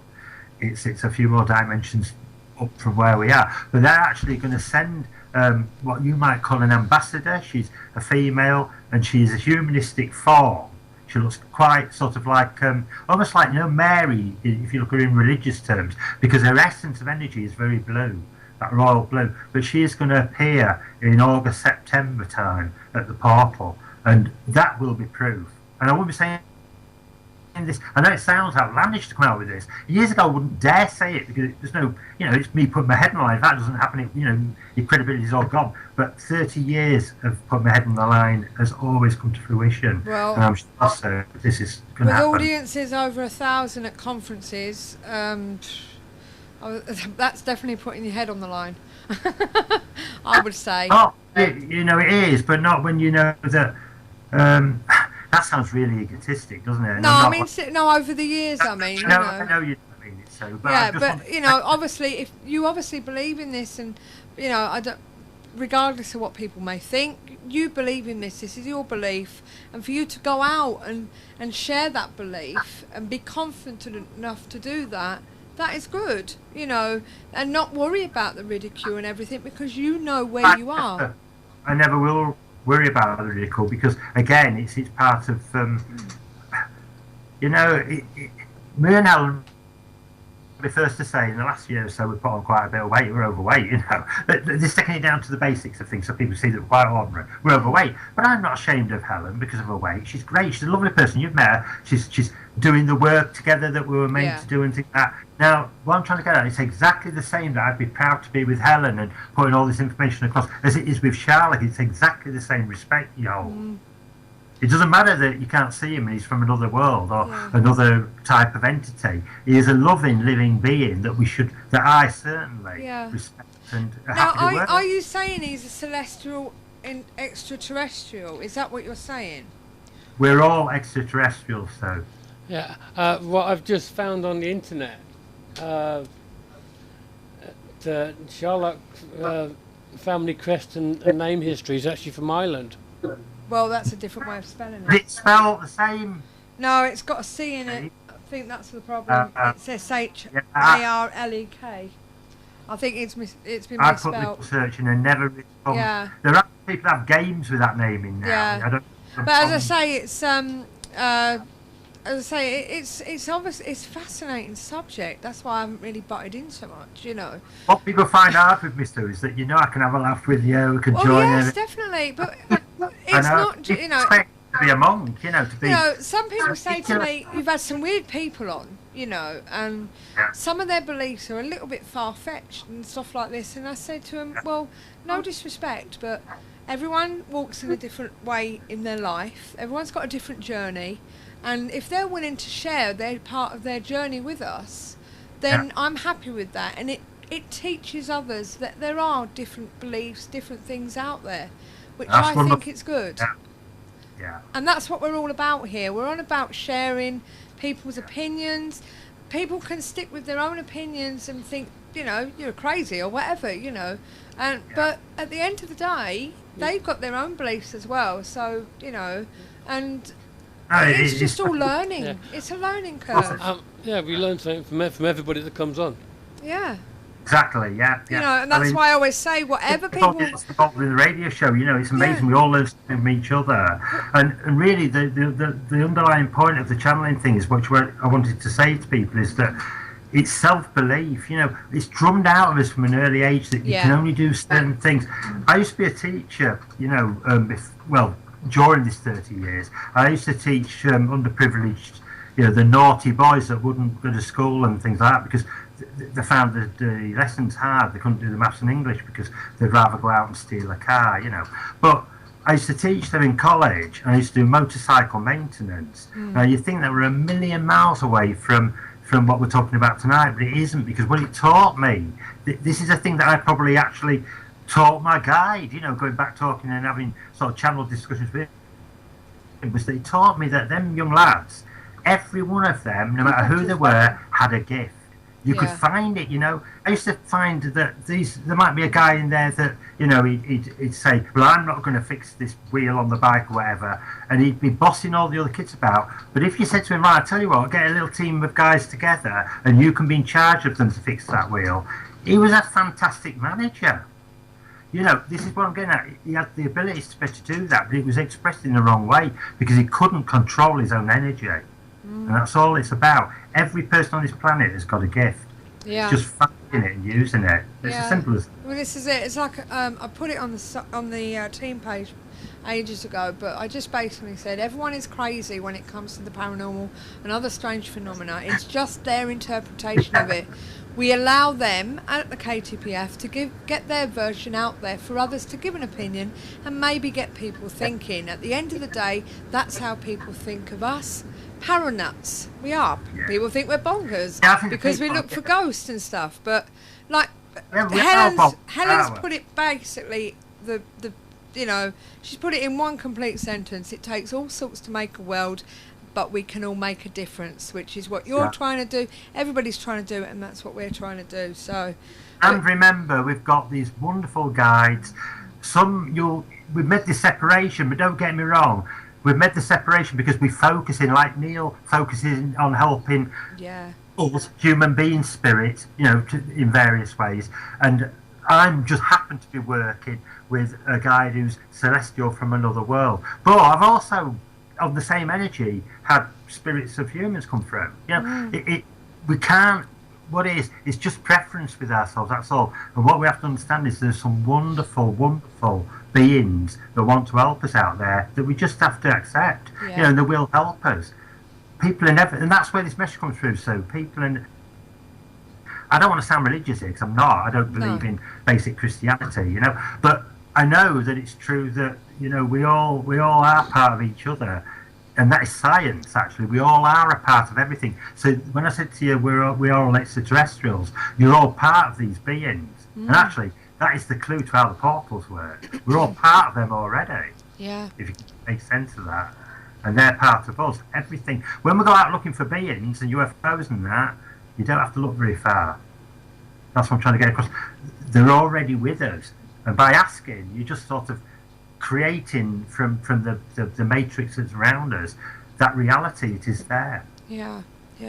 Chris has said, I was always told we are spiritual beings having an earthly experience.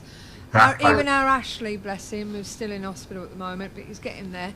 The guy who had a stroke, he thinks he's an alien. He don't feel as though he's part of this world.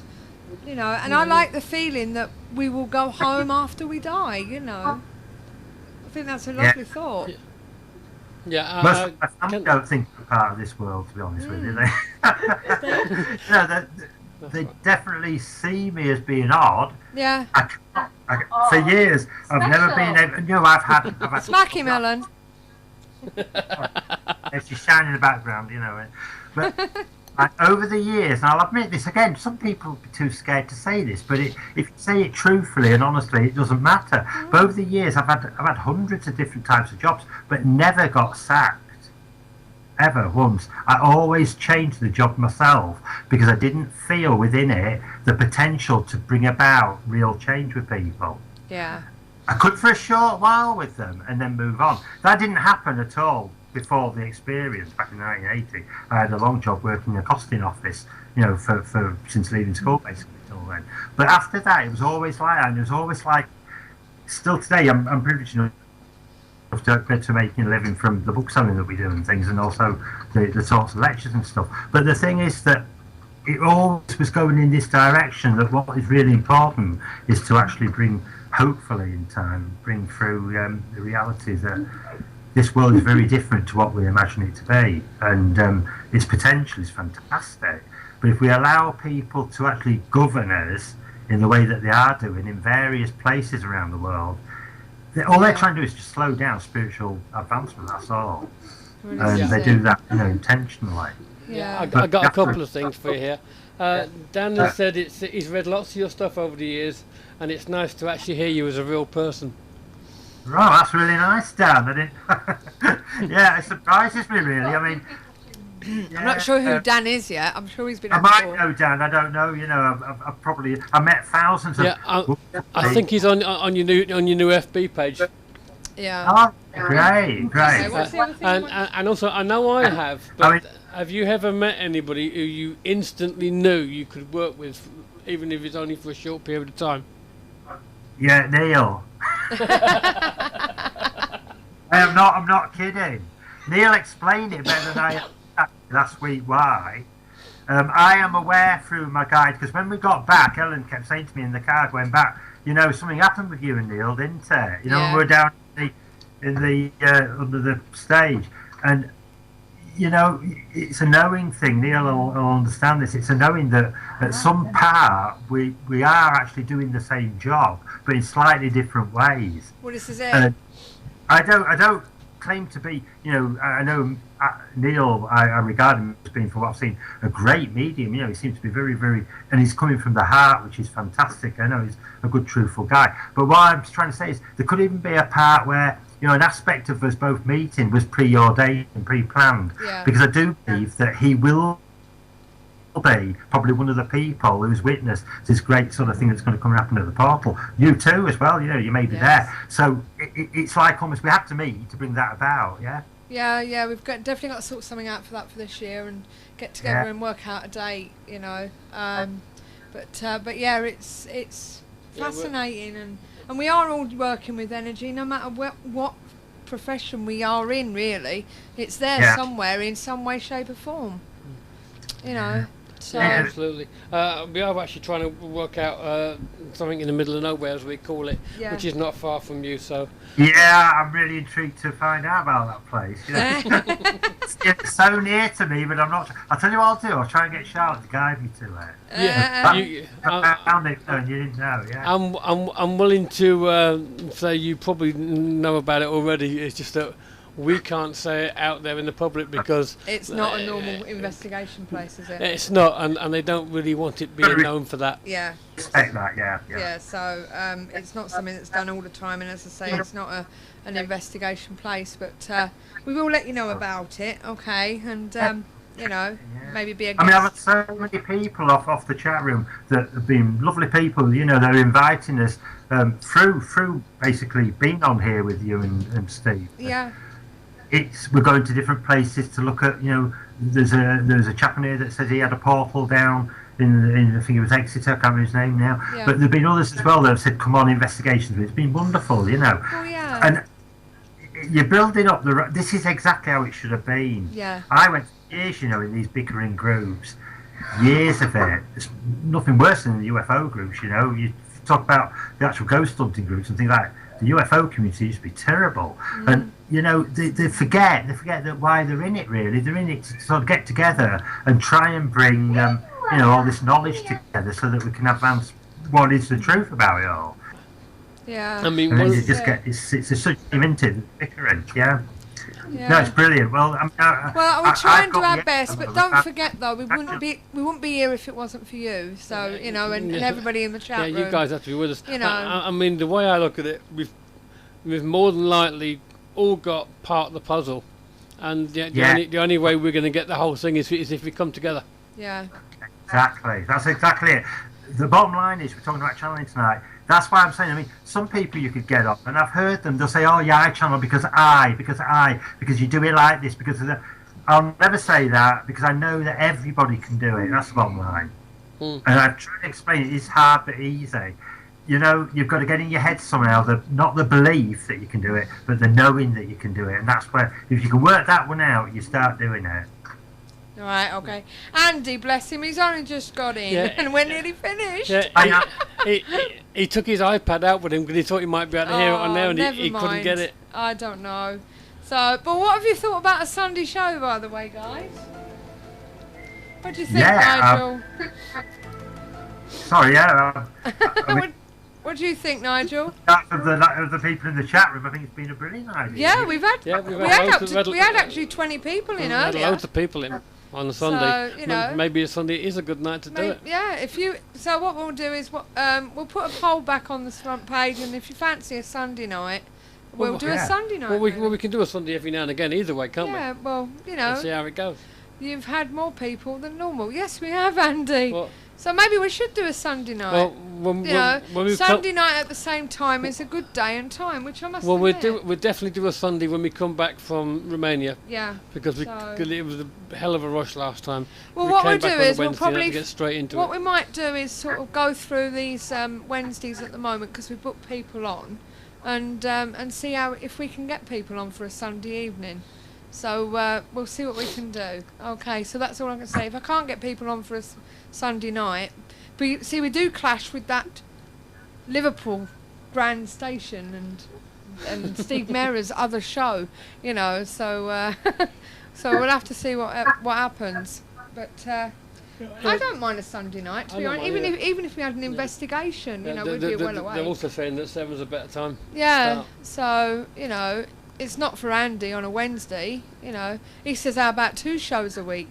We wouldn't be able to fill it. I'd run out of things by the time we got to the end of the night. No, we wouldn't. We'd just get Nigel and Neil in there, and me and you can go and leave them to it. Because they just talk all night. They would, the pair of them. Friends. I don't know. But it's been great having you on again, Nigel. And as I say, without you and everybody else in the chat room, you Can know, I really quickly just finish off, just to answer the question about whether Yeah. ETs Yeah. really do exist? I'll Yeah, just go tell you for a little story that Before happened now. very quickly years ago. There's a no really rush. famous case. Hiya, I said there's no rush. can you hear me? Yeah. Yeah, I said there's no rush. Okay. Go I on. feel like I'm taking over, It's Go on. Right. Going back a few years, 2000, 2001, there was a famous case in Yorkshire, I don't know if you remember it, of a chap being actually, he went missing for a week in Todmorden, and they found his body on top of a coal tip. They believed he'd been abducted by aliens. Now, the key thing was, I was investigating this case at that time with a group of other people from Manchester, funnily enough, and they actually found out that when he'd been taken by these beings, he'd gone to the corner shop to get some potatoes. Now, years later, I was on the edge of Ilkley Moor, and I saw this UFO come down, and these sort of like metallic beings came down this ramp towards me. And I thought, crikey, this is really obvious. I don't want to be taken on board like that guy that disappeared. And they came across to me, and in a really broad Yorkshire accent, they turned around to me and said, "We've come for the taties." Come for the what? The taties. The taties. Oh dear. Yeah. I don't know. Well, anyway. It was better the first time I thought. I don't know. Right, Anyway. well, thanks again, Nigel. Yeah, it's been really good and really interesting too. So, it has been a really interesting night, and you've rounded it off perfectly, Nigel. Thanks a lot then, yeah. All right. Well, But catch you later. we will have to get together sometime and pop up and I was see you. thinking if you'd be interested, or anybody in the chat room, of maybe we could, if we got a laptop up to the portal, and we could sort of do a live thing for you. Is it possible to do like a Skype feed from there, maybe? It is if you can get Wi-Fi from it. Yeah, that's the thing. Then You we need to can- get Wi-Fi from there, so maybe a dongle or have a something. I look don't know. into that. So, but Yeah. we'll have to look I think into it might be something of interest, really. Yeah, Yeah, we'll see dongle. what we can do. Yeah. Dongle might work if you Might can be get a able signal. to see if we can get a dongle from somewhere. But Yeah. If your phone Please, works, the dongle, excuse yeah. me.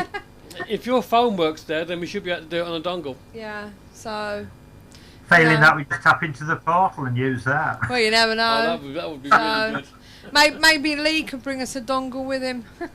Yeah. I don't know. Well, I will phone you very shortly in the next few weeks and try and sort something out up there. Yeah. And maybe some of the other guys off the chat room want to come along. Yeah, I know. Yeah, I know yeah, Lee yeah. and Debbie wants to go. Yeah, Yeah, that's right, Debbie. yeah. So, and I think Neil wants to come up. So yeah, we're definitely gonna sort something out. Yeah, guys. As I said you know- earlier, Nigel's Oh, got a new sorry. FB page called Opening Portals. Yes. So if you'd like to go on there and have a look and join in with them, Yeah. it's very interesting actually. Yeah. Get Okay. lots of things coming through there from different people. So, Uh, well, thanks my again, God. Nigel. I'll let you that's go. basically What? Say that again. Yeah, so that's just basically set up, not about our particular portal or the book. It's just basically anybody talking about portals. And as you can see already, we've had over 100 hits in the first day, which is absolutely unbelievable. I say hits, members, in the first day. Which amazing. Yeah, apparently you've got 107 at the moment. Fantastic. Okay. Okay, so... Well, thanks again, Nigel. Thanks again, Helen. I've been hearing you tip-tapping in the background. Yeah. She does. She's actually brought the cat to listen now. Yes, I heard that as well. And obviously Simon, who was with us earlier. John will think it's a chicken, probably. Right, well, I'll speak to you soon then, my love, all right? You too, yeah. Take care. Bye-bye. Bye. Bye-bye. Well, what a night for a Sunday. I must admit, it's been really good, hasn't it?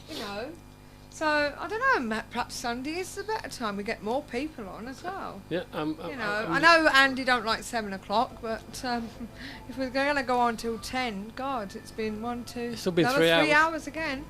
And, it's been a good night. Yeah, well, we've got to get the old events in quick. Yes, we're about to do them now. Forgot all about them. Here we go with Paranormal Events for You. Fed up of wading through the activities and events that other advertisers include? Find just what you're looking for at paranormaleventsforyou.com, your one-stop paranormal directory. And now on to February. On the 9th of the 2nd, Spirit Watch are off to Tutbury Castle in Tutbury. On the 16th of the 2nd, Prestige Paranormal are going to the Avenue House in Finchley. March now, and on the 2nd, DI Paranormal are off to the Yorkshire Air Museum in Doncaster. Also on the 2nd, the Haunting Team are going to Alton Towers in Alton. On the 8th of the 3rd, Prestige Paranormal are doing a ghost hunt, dinner, B&B and history tour at Craiginos in Powys. On the 16th of the 3rd, you can do the Pendle Hill experience with DI Paranormal UK at Pendle Hill in Sapton. So check out the one-stop paranormal directory for more investigations and events available now. Paranormaleventsforyou.com also offers banner advertising for only £10 per year. See our website for more details. Paranormaleventsforyou.com, your one-stop paranormal directory. Yeah, well, that's the events. We will be changing our page shortly, so look out for that, because we've had to change to a new updated event system. So that will be coming back online soon, but the old one's still there, so you can still advertise your events. Just to let you know. Coming soon. Okay, next week. Okay, next week, this Wednesday coming, I should say, we will be downstairs. We're going to have to move everything downstairs. We've got John Simcock from Haunted Investigations coming in. I'm not sure if he's bringing anybody else with him, but he's coming in on the evening. And we've also got Mark Rosney from Preternatural Paranormal, and his partner Michelle coming in as well. So we're going to be talking about investigations and stuff and all sorts of things. So why don't you join us on Wednesday night, back to our normal time, 8 o'clock.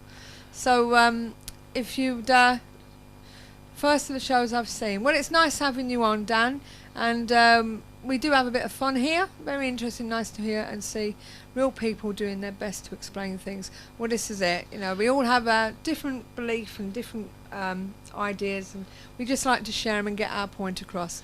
So thank you very much to everybody that's been with us tonight. Thank you for demanding the show tonight to make up for Wednesday's loss, and hopefully we'll see you on Wednesday night, same time, well, not same time, 8 o'clock, same place here in our home. Same place, same channel.